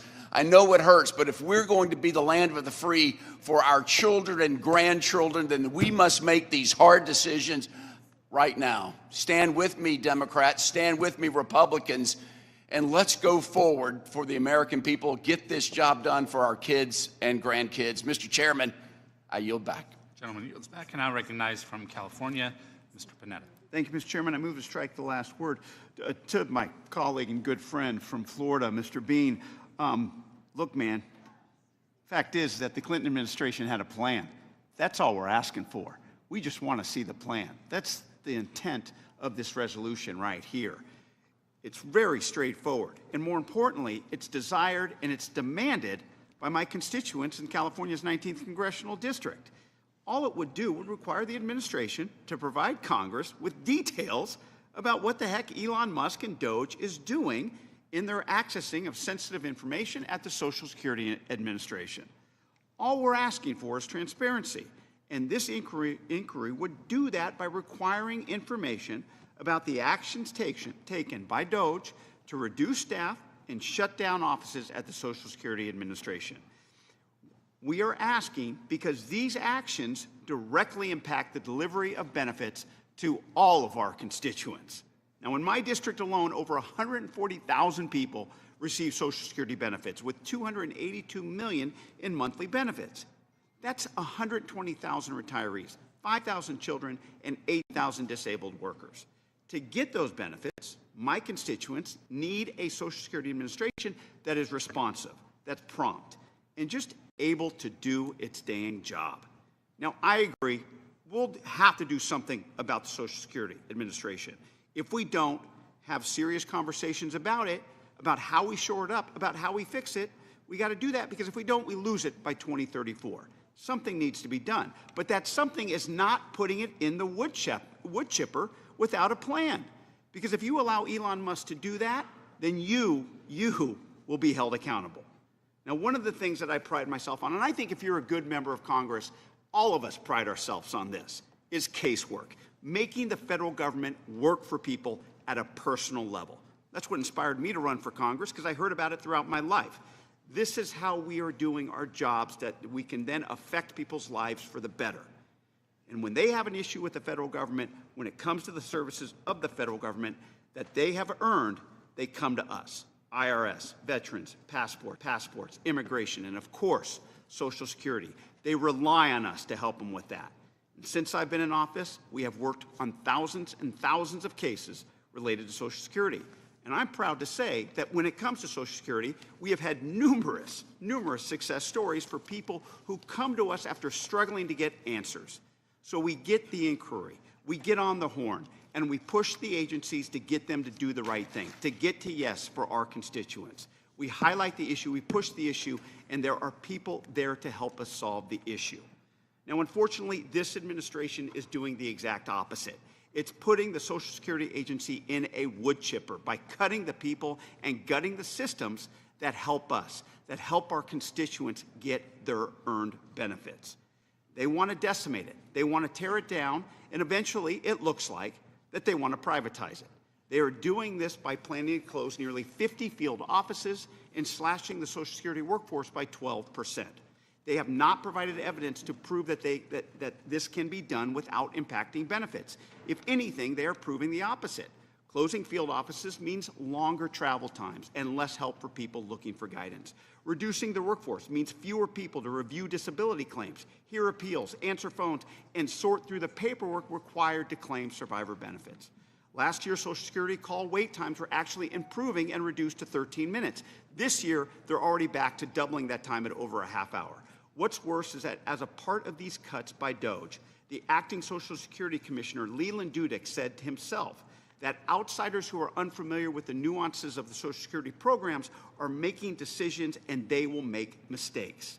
Mr. Chairman, mistakes could have terrible consequences for our constituents, for your constituents, and for the access of benefits that they have earned.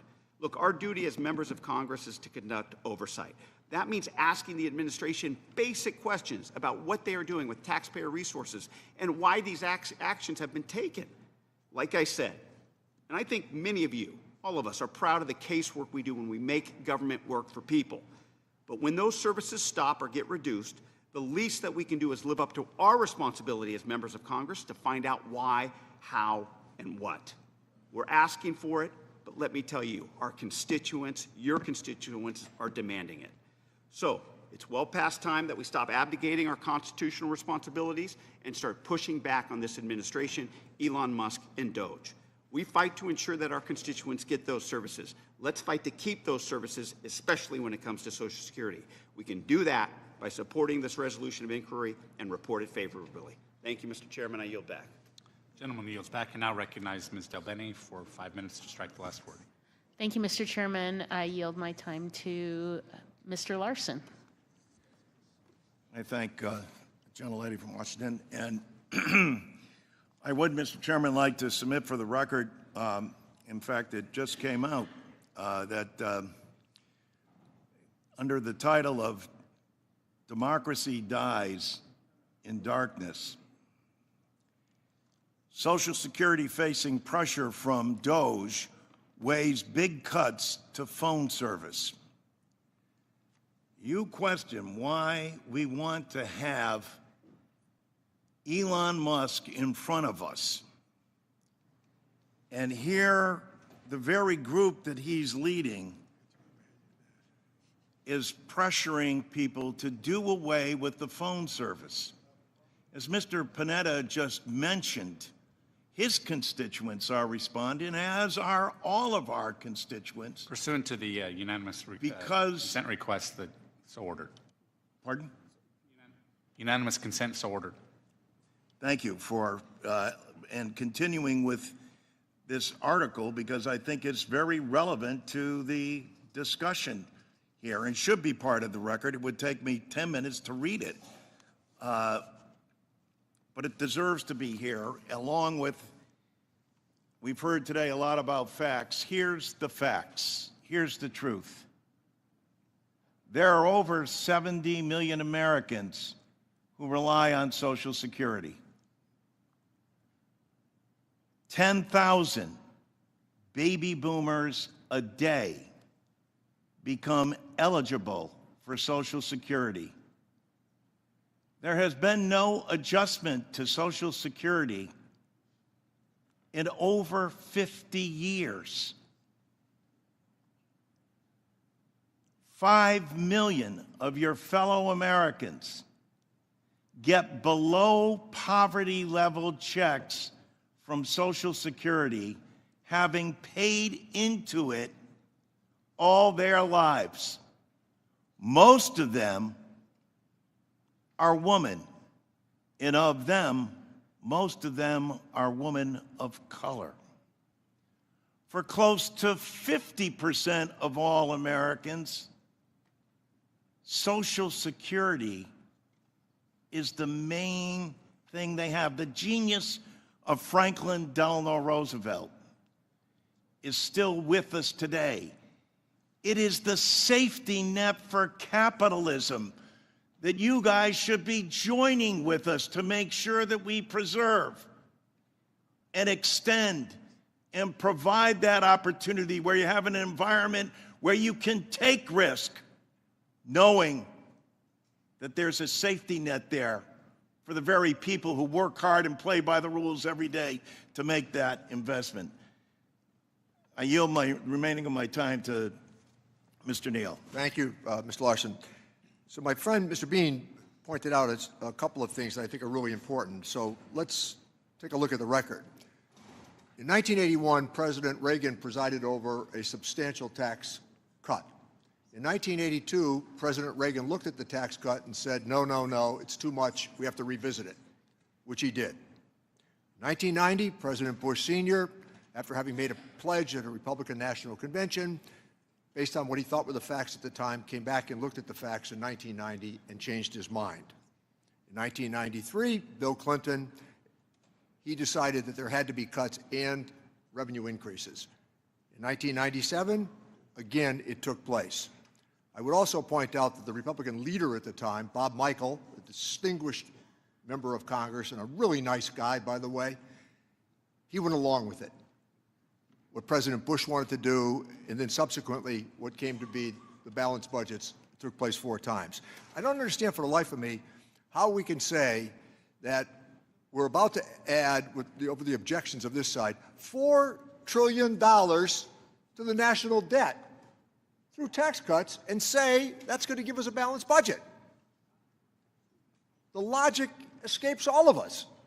So let's take Reagan, Bush, and Clinton twice and use those models for getting to what we all would like, and that's a more balanced budget picture. I recognize Mr. Arrington for 5 minutes to strike the last word. I thank the chairman. Every dime that is wasted in the Social Security Administration and administrating the benefits to our beloved seniors, and quite frankly, any government program, is a dime that doesn't go to the intended beneficiary, to people that depend on these programs.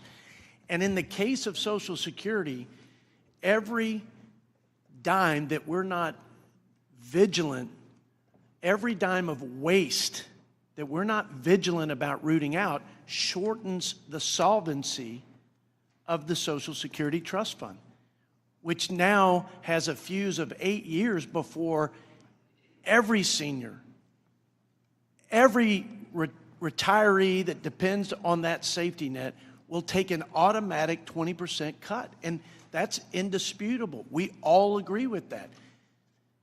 So unless and until both sides come together to actually fix the broken Social Security system so it's there and sustainable for generations, we ought to do the first order of business, and that is reducing and eliminating wasteful spending and inefficiencies in the program.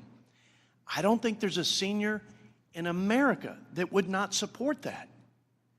And look, if this were about just merely having a plan, we just want to know, this is just an innocent request for a little more information and transparency, then there wouldn't be this rhetoric about they're decimating the program, they're gutting the program, they're utterly destroying the program.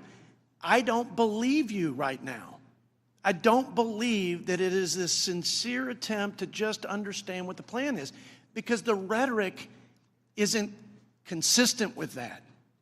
It's rhetoric that is scaring our seniors. In fact, I think it's predatory.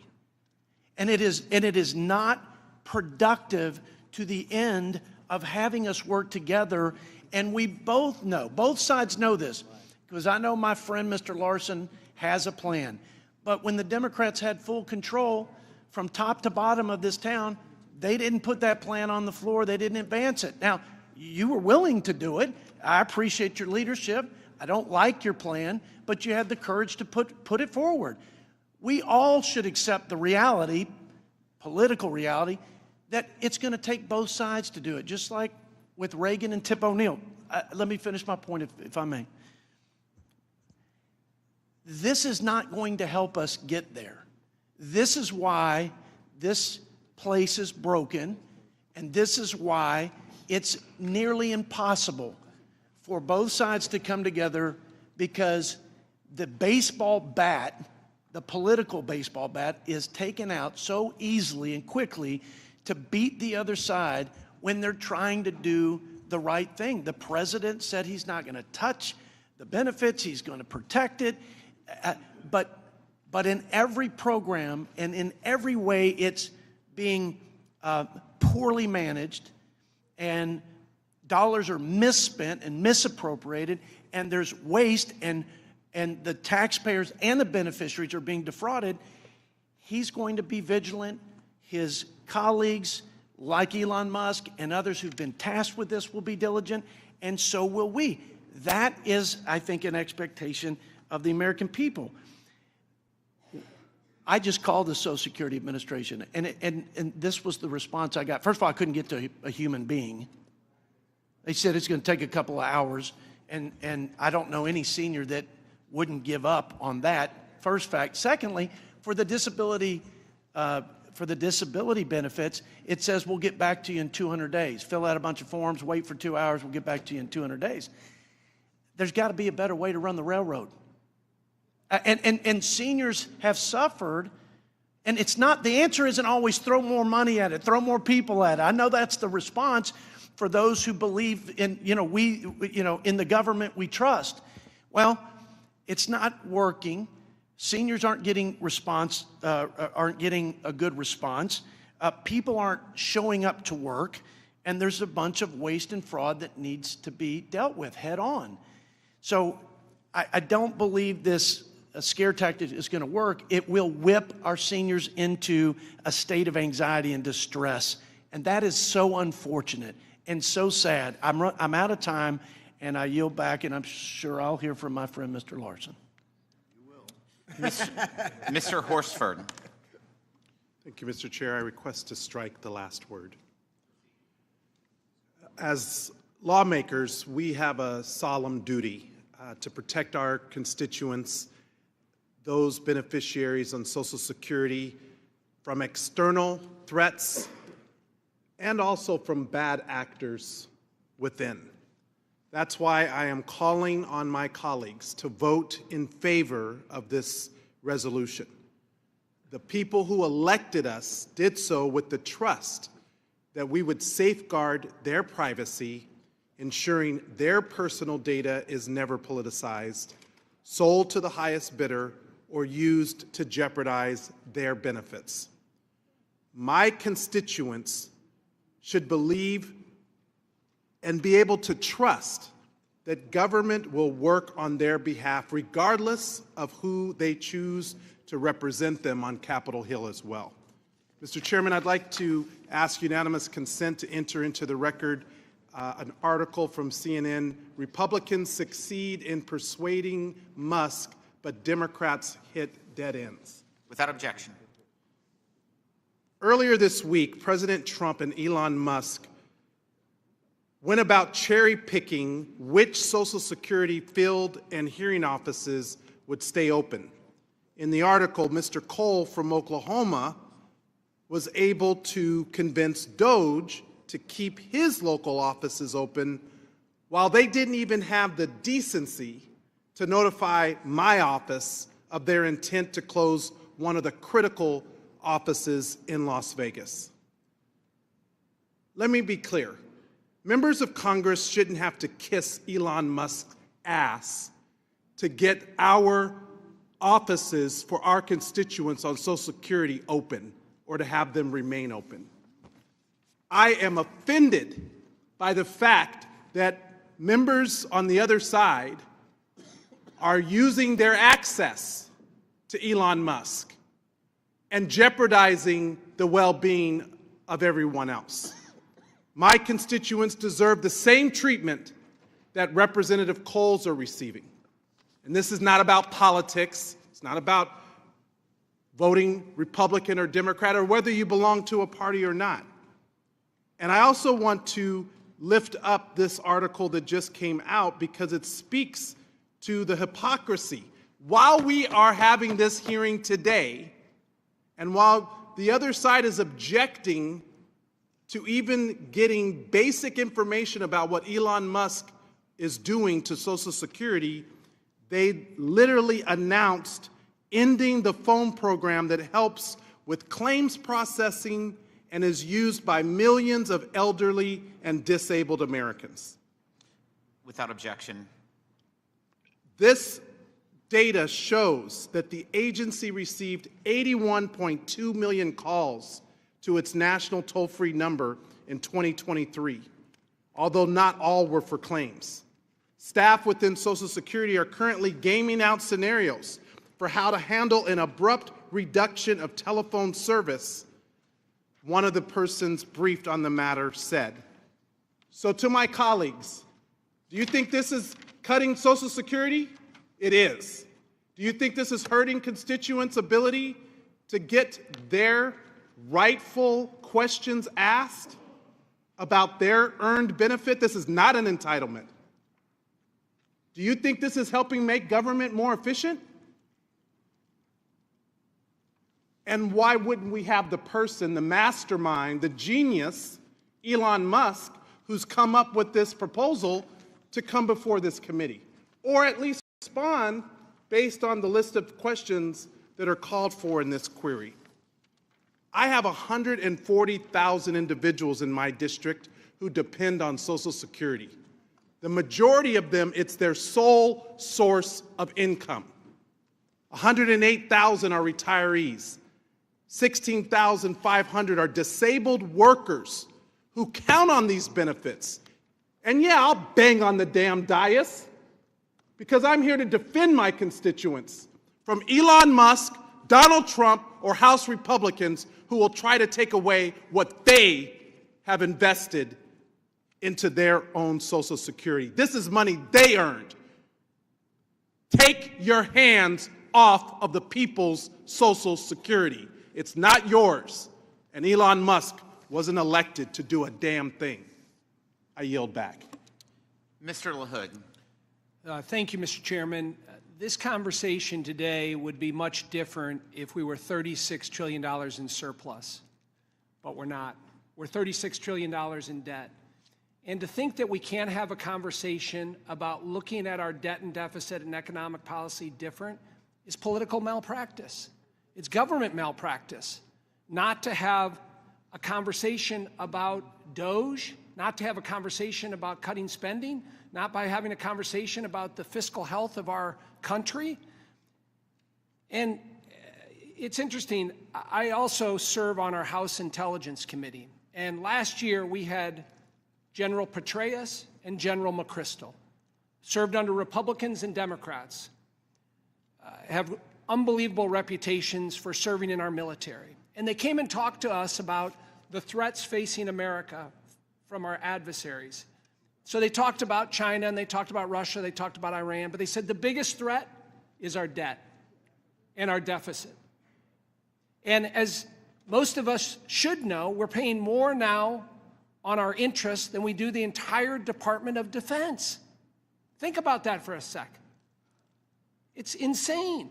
But yet we can't have a conversation with a new president that ran on fixing the fiscal health of this country, created the Doge Committee, Department on Government Efficiency. Again, it's political malpractice that we're not thinking about this. I want to reference an article from it was an editorial in the Wall Street Journal dated February 25th of this year titled "America's Future Depends on Doge." I want to read one section of that. The message from today's civic elites is that the president's job is to pretend to be in charge while doing nothing meaningful. Shut up. Don't disturb the administrative state. Let it keep doing its thing without oversight or disruption. And you'll get your library or best-selling presidential memoir. Mr. Trump refuses this deal. In his second term, he's determined to slay the bureaucratic beast. He knows all too well from his first term and the Biden years. Doge's efforts are epic, breaking more than a century of acquiescence to spending and government. The Trump team is courageously confronting the problem head on. We have an obligation and responsibility to bring down our debt and get this country back on track economically. And the Doge Commission and what President Trump and his team are doing is putting us on that path. I yield back. Ms. Plaskett. Mr. Chair, I move to strike the last word. Ladies recognized. Thank you. Thank you very much, Mr. Chair. You know, my colleagues today we've all been talking about accountability. And I think that this resolution speaks to accountability. Because many of us believe that the Trump administration is taking a wrecking ball to Social Security Administration. And they don't want to meet with us about that. Far from making the agency more efficient, the Trump administration is undermining its ability to serve the public. And the primary question is why? Why is this happening? Why is privatization the goal? Why are they trying to destroy Social Security? Many of us believe it's the first step of a long-standing effort by Republicans to dismantle trust in Social Security, slash benefits, and then allow people who are disgruntled and have lost faith in it to allow Wall Street to take it over. The Trump administration wants to close Social Security offices, slash agencies' workforce. The Social Security Administration is already at a 50-year staffing low due to years of underfunding. And with baby boomers increasing the number of beneficiaries, that's a recipe for disaster. How will gutting the workforce help Social Security Administration serve the American people? The point is, it does not. That's the goal. It does not. The chaos and the confusion, the constant stream of misinformation and missteps have a purpose. Let's talk about that. The misinformation, a Ponzi scheme. Listen, I'm a New Yorker. I understand a Ponzi scheme. A con man promises a payout that he can't deliver, collects the money, and disappears. That's not what's happening in the Social Security Administration, because people have put their money in it, and they are receiving a benefit. That's not a Ponzi scheme. Repeatedly stating that dead people and 150-year-olds are receiving checks, every newspaper, every group has said that that's untrue, including the Washington Post, which has already kissed the ring of the president. They're the ones also who have said that that's not true. How are we doing this? And why are we doing this? We want to bring back accountability. My colleague has stated that Doge only has read-only access. We've seen weeks ago that that's not true. Oh, they just accidentally were able to make changes to it, they told us later on, and now they've gone back to read-only access. As a lawyer, the notion that they can be prosecuted for improper disclosure, that's if you find that they've had improper disclosure, first of all, and second of all, if they keep the information for themselves for data mining, for future elections, we would never be able to find that out to be able to prosecute it, because it's not disclosed to anyone but themselves. Why are they keeping this information, and what is the purpose of it? Make no mistake, the Trump administration's actions are to devastate the Social Security Administration's ability to serve the public and deliver Social Security payments so that they can then have access to $2.7 trillion for Wall Street to be able to play with. They need more money because you know what? We're not addicted to spending, as my colleague said. Many people are addicted to greed. That's what this is about. And the greed happens to be not from themselves, but for the American people. That's the Ponzi scheme, is them taking your damn money and using it for them own self, to enrich themselves more than they already have. That's the addiction. And you know what? This place is broken because Congress has abdicated its responsibility to be the ones to find that race fraud and abuse and to do something different about it. We're letting somebody who's unelected, who's an auditor, now he's an auditor. Is he everything? Is he God? To be able to do what he wants to do with the American people. It's got to stop. I yield back. Any further members wish to strike the last word? Mr. Swazi. Okay, thank you, Mr. Chairman. I just want to point out some basic facts that people need to understand. Jody, this is important. In the 1970s, we had about 203 million people in America. Today, we have 350 million people in America. In the 1970s, we had about 3 million federal employees. In the 1980s, we had 3.3 million federal employees. In the 1990s, we had 3.4 million federal employees. In 2020, we had 3 million, same as it was in 1970.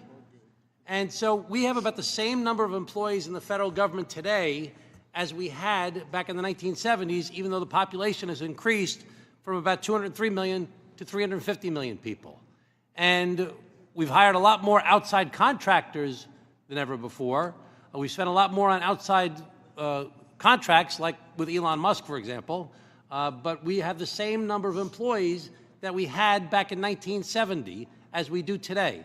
Now, I don't have back to 1970, but in the Social Security Department, you talked about how your phone call took a long time today. Well, who's in charge right now? Because on the day the Biden administration left, they had gotten it down to a record low response time of 12 minutes to respond to a call, which even 12 minutes to me seems like too much, but that was a record low for what it was. Today, it's going through the roof. And if you look at the number of employees in the Social Security Department, in 1999, there were 59,000 employees.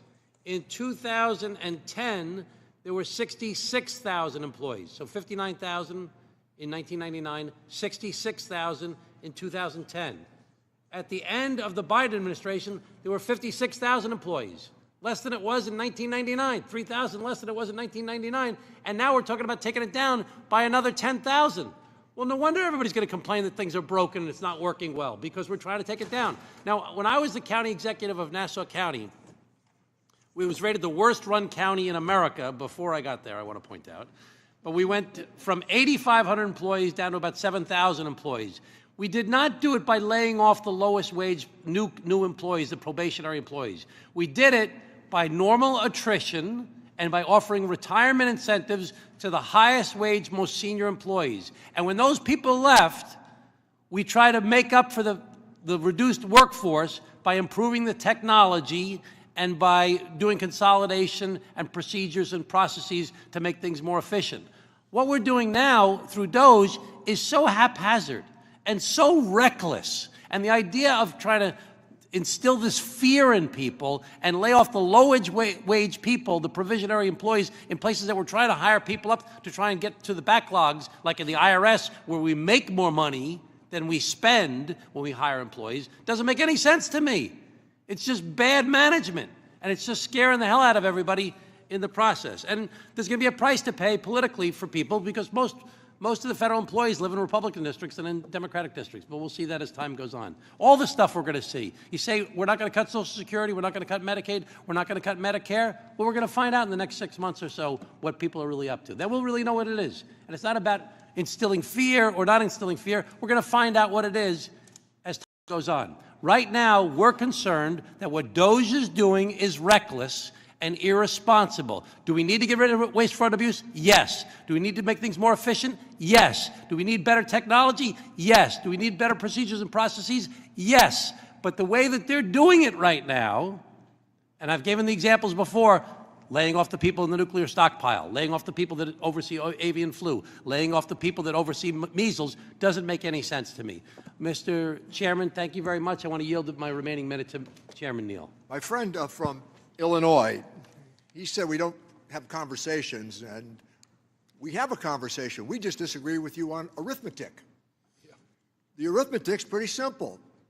Bush Jr., $2.3 trillion worth of tax cuts. 2017, borrowing $2.3 trillion for a tax cut. Now, to hold forth on the basis of what is alleged to be this out-of-control debt. Oh, and by the way, we're going to raise the debt ceiling by $4 trillion in coming weeks so that we can pay for another tax cut. I mean, the logic escapes all of us here. How we can hold forth and suggest, on one hand, we're all very concerned about the debt. Oh, but we'll borrow $2.3 trillion to add more to the debt. And now, $4 trillion we will add to the debt. But we can't have that conversation because it gets in the way of our determination to continue to do borrowing and then complain about the size of the debt.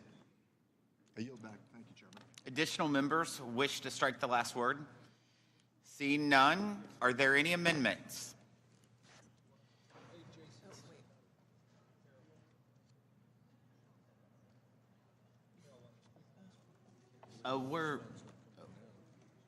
I'd like to strike the last word, and Okay, we'll do that. We moved on, but we'll do that, Ms. Miller, because you don't talk nearly as much as a lot of people on this committee, so go, Ms. Miller. Well, I'm sorry, Mr. He may change his Chairman, mind. but I am yielding my time to Mr. Arrington. My name.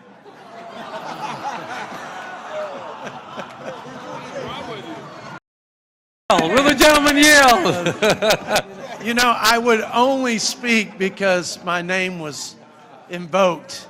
My name was invoked and my honor was questioned, my integrity, my character. Tom Swazi would never question my integrity or character. He's too good of a friend, and I wouldn't question his. I have questioned the motive here as more political than principled, and I don't like to do that. But that's my judgment right now. I think it's too wrapped up in scoring political points, and we're whipping people up into a frenzy instead of working productively to solve some problems here. But I'm not, Tom, I'd have to look at those numbers. I have not looked at the numbers. But to suggest that the federal government had the same amount of employees in the 60s and 70s as we do in the 21st century, when we didn't even have the microwave oven, let alone the internet, is not that impressive of a stat, to be frank. I think we can probably run this government more efficiently post-technology revolution. We still need people, but we need them to show up. Like, I would have an easier time receiving some of this, really, with the sincere motive of needing more information, wanting more insight, if the same passion and concern were directed to the many government employees who were not showing up for years.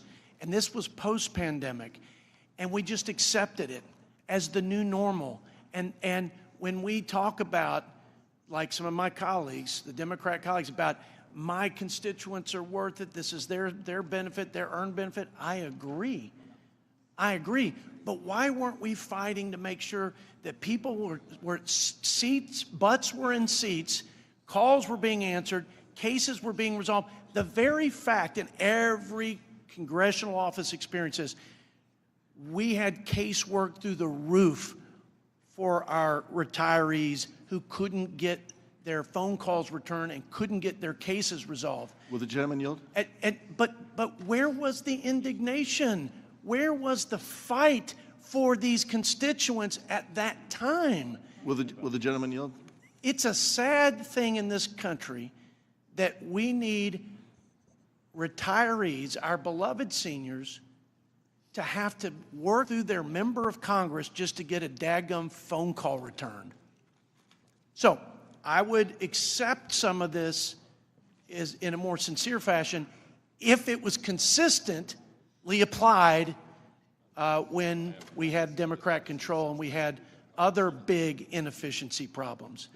I trust the president.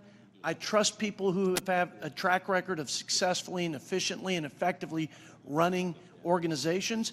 I think this is long overdue. I think it should go across the government. I think we should get information and we should get insight and we should get the opportunity to change some of the things that are needed and codified by an act of Congress.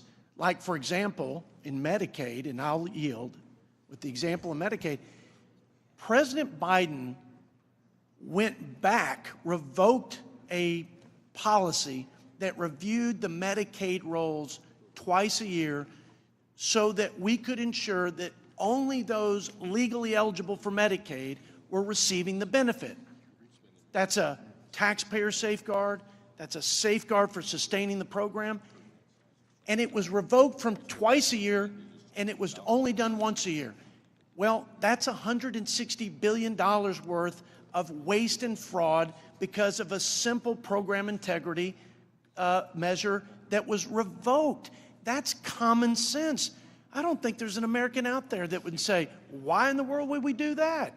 So I appreciate some of the concern, but I think it is more political than principle.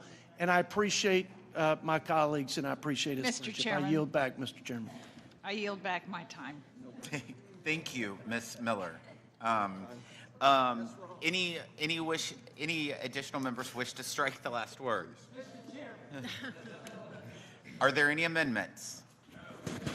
Seeing no amendments, I will now recognize Mr. Buchanan for the purpose of offering a motion. Mr. Chairman, I move the committee report H.Res 195 adversely to the House of Representatives. The question is on the motion to report H.Res 195 adversely to the House of Representatives. The clerk will call the roll. Mr. Buchanan. Yes. Mr. Buchanan, yes. Mr. Smith of Nebraska. Mr. Smith of Nebraska, yes. Mr. Kelly. Mr. Schweikert. Mr. Schweikert, yes. Mr. LaHood. Mr. LaHood, yes. Mr. Arrington. Mr. Arrington, yes. Mr. Estes. Mr. Estes, yes. Mr. Smucker. Mr. Smucker, yes. Mr. Hearn. Mr. Hearn, yes. Mrs. Miller. Mrs. Miller, yes. Dr. Murphy. Dr. Murphy, yes. Mr. Kustoff. Mr. Kustoff, yes. Mr. Fitzpatrick. Mr. Fitzpatrick, yes. Mr. Stubbe. Mr. Stubbe, yes. Ms. Tinney. Ms. Tinney, yes. Mrs. Fishbach. Yes. Mrs. Fishbach, yes. Mr. Moore. Yes. Mr. Moore, yes. Ms. Van Dyne. Ms. Van Dyne, yes. Mr. Feenstra. Mr. Feenstra, yes. Ms. Maliotakis. Mr. Carey. Mr. Carey, yes. Mr. Yakum. Mr. Yakum, yes. Mr. Miller. Mr. Miller, yes. Mr. Bean. Yes. Mr. Bean, yes. Mr. Moran. Mr. Moran, yes. Mr. Neal. Mr. Neal, no. Mr. Doggett. Mr. Doggett, no. Mr. Thompson. Mr. Thompson, no. Mr. Larson. Mr. Larson, no. Mr. Davis. Mr. Davis, no. Ms. Sanchez. Ms. Sanchez, no. Ms. Sewell. Ms. Delbene. Ms. Delbene, no. Ms. Chu. Ms. Chu, no. Ms. Moore. Ms. Moore, no. Mr. Boyle. Mr. Boyle, no. Mr. Byer. Mr. Byer, no. Mr. Evans. Mr. Evans, no. Mr. Schneider. Mr. Schneider, no. Mr. Panetta. Mr. Panetta, no. Mr. Gomez. Mr. Horsford. Mr. Horsford, no. Ms. Plaskett. Ms. Plaskett, no. Mr. Swazi. Mr. Swazi, no. Mr. Kelly.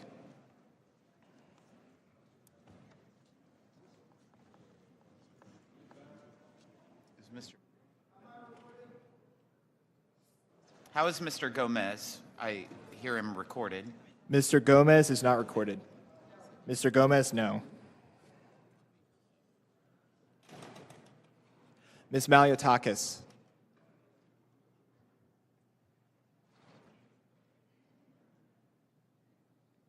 Ms. Sewell.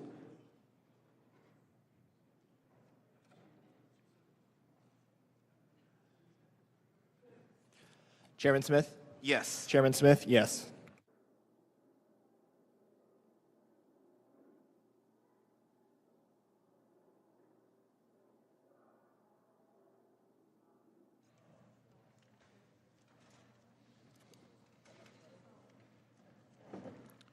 The clerk will report the vote.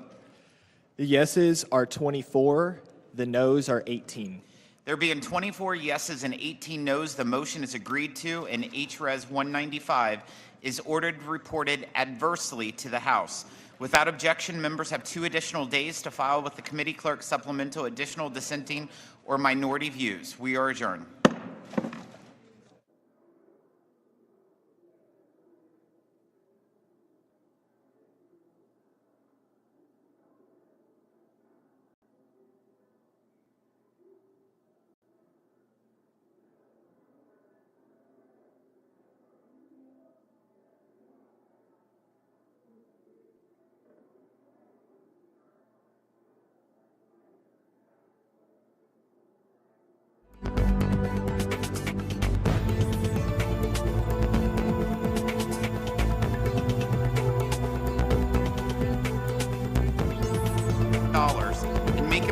programs work better, more efficient, and more effective for the American people. My Democrat colleagues claim their concerns are about process and careful vetting, but the truth is that they have never found an ounce of government fat that they're willing to trim. Doge has a clear mission to end the rampant waste, fraud, and abuse in the federal government. At the Treasury Department, employees are cleaning the do not pay list to ensure taxpayer money does not end up in the wrong hands. Surely we can all agree that terrorists, criminals, fraudsters, dead people, they don't deserve taxpayer dollars. I'd like to remind my colleagues of the facts. Doge employees are government employees. Doge was authorized by the Senate-confirmed Treasury Secretary to access certain Treasury payment systems on a read-only basis. Just last week, President Trump reiterated that department leadership has the final say over the makeup and activities of their agencies. This is not a case of Doge employees running wild.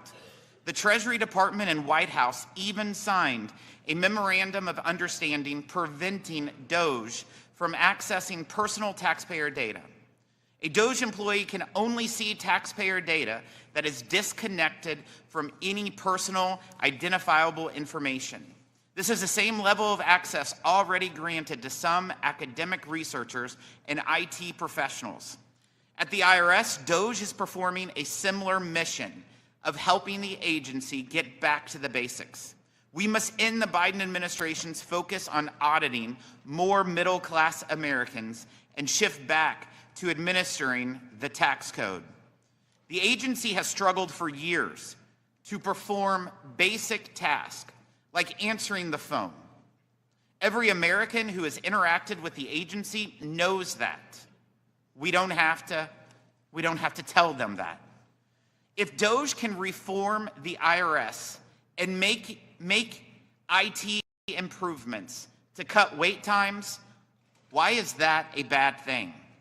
My Democrat colleagues have also conveniently ignored long-standing concerns with the lack of guardrails surrounding IRS employees accessing the agency's data systems. As of 2017, the IRS had been unable to produce a complete list of every agent who has access to the integrated data retrieval system or individual master file systems. Where was the interest? Where was the interest from my Democrat colleagues in taxpayer security then? No hard evidence has been presented that accusations of illegal access to taxpayer information by Doge employees are true or based in fact. On the contrary, during a recent oversight subcommittee hearing, a witness testified there was no evidence for Democrat claims of illegal access or illegal disclosure of taxpayer data. All Democrats have the rumor and hearsay. For a party obsessed with, quote, misinformation, it appears they don't mind spreading their own.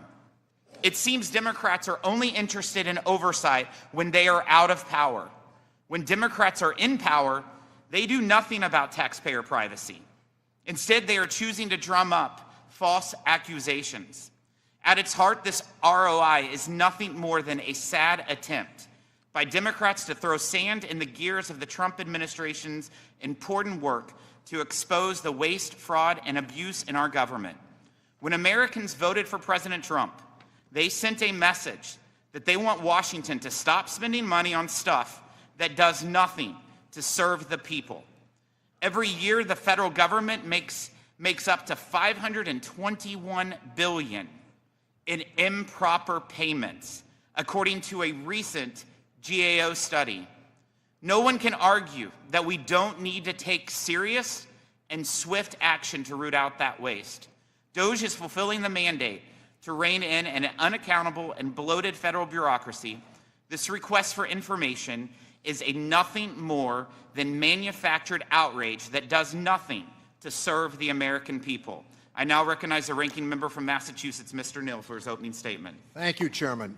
Today's markup of these two resolutions of inquiry is an important step in ensuring that Congress continues its important job of oversight over the executive branch. Let's be clear. What we are seeking today is transparency from the Trump administration and Doge as to what they have done behind closed doors at agencies that carry sensitive personal information of every American taxpayer. We are looking for information. Passing these resolutions would ensure transparency in our government. Rejecting them would allow the executive branch to once again hide in the darkness from the American people this unchecked authority that they allege that they have.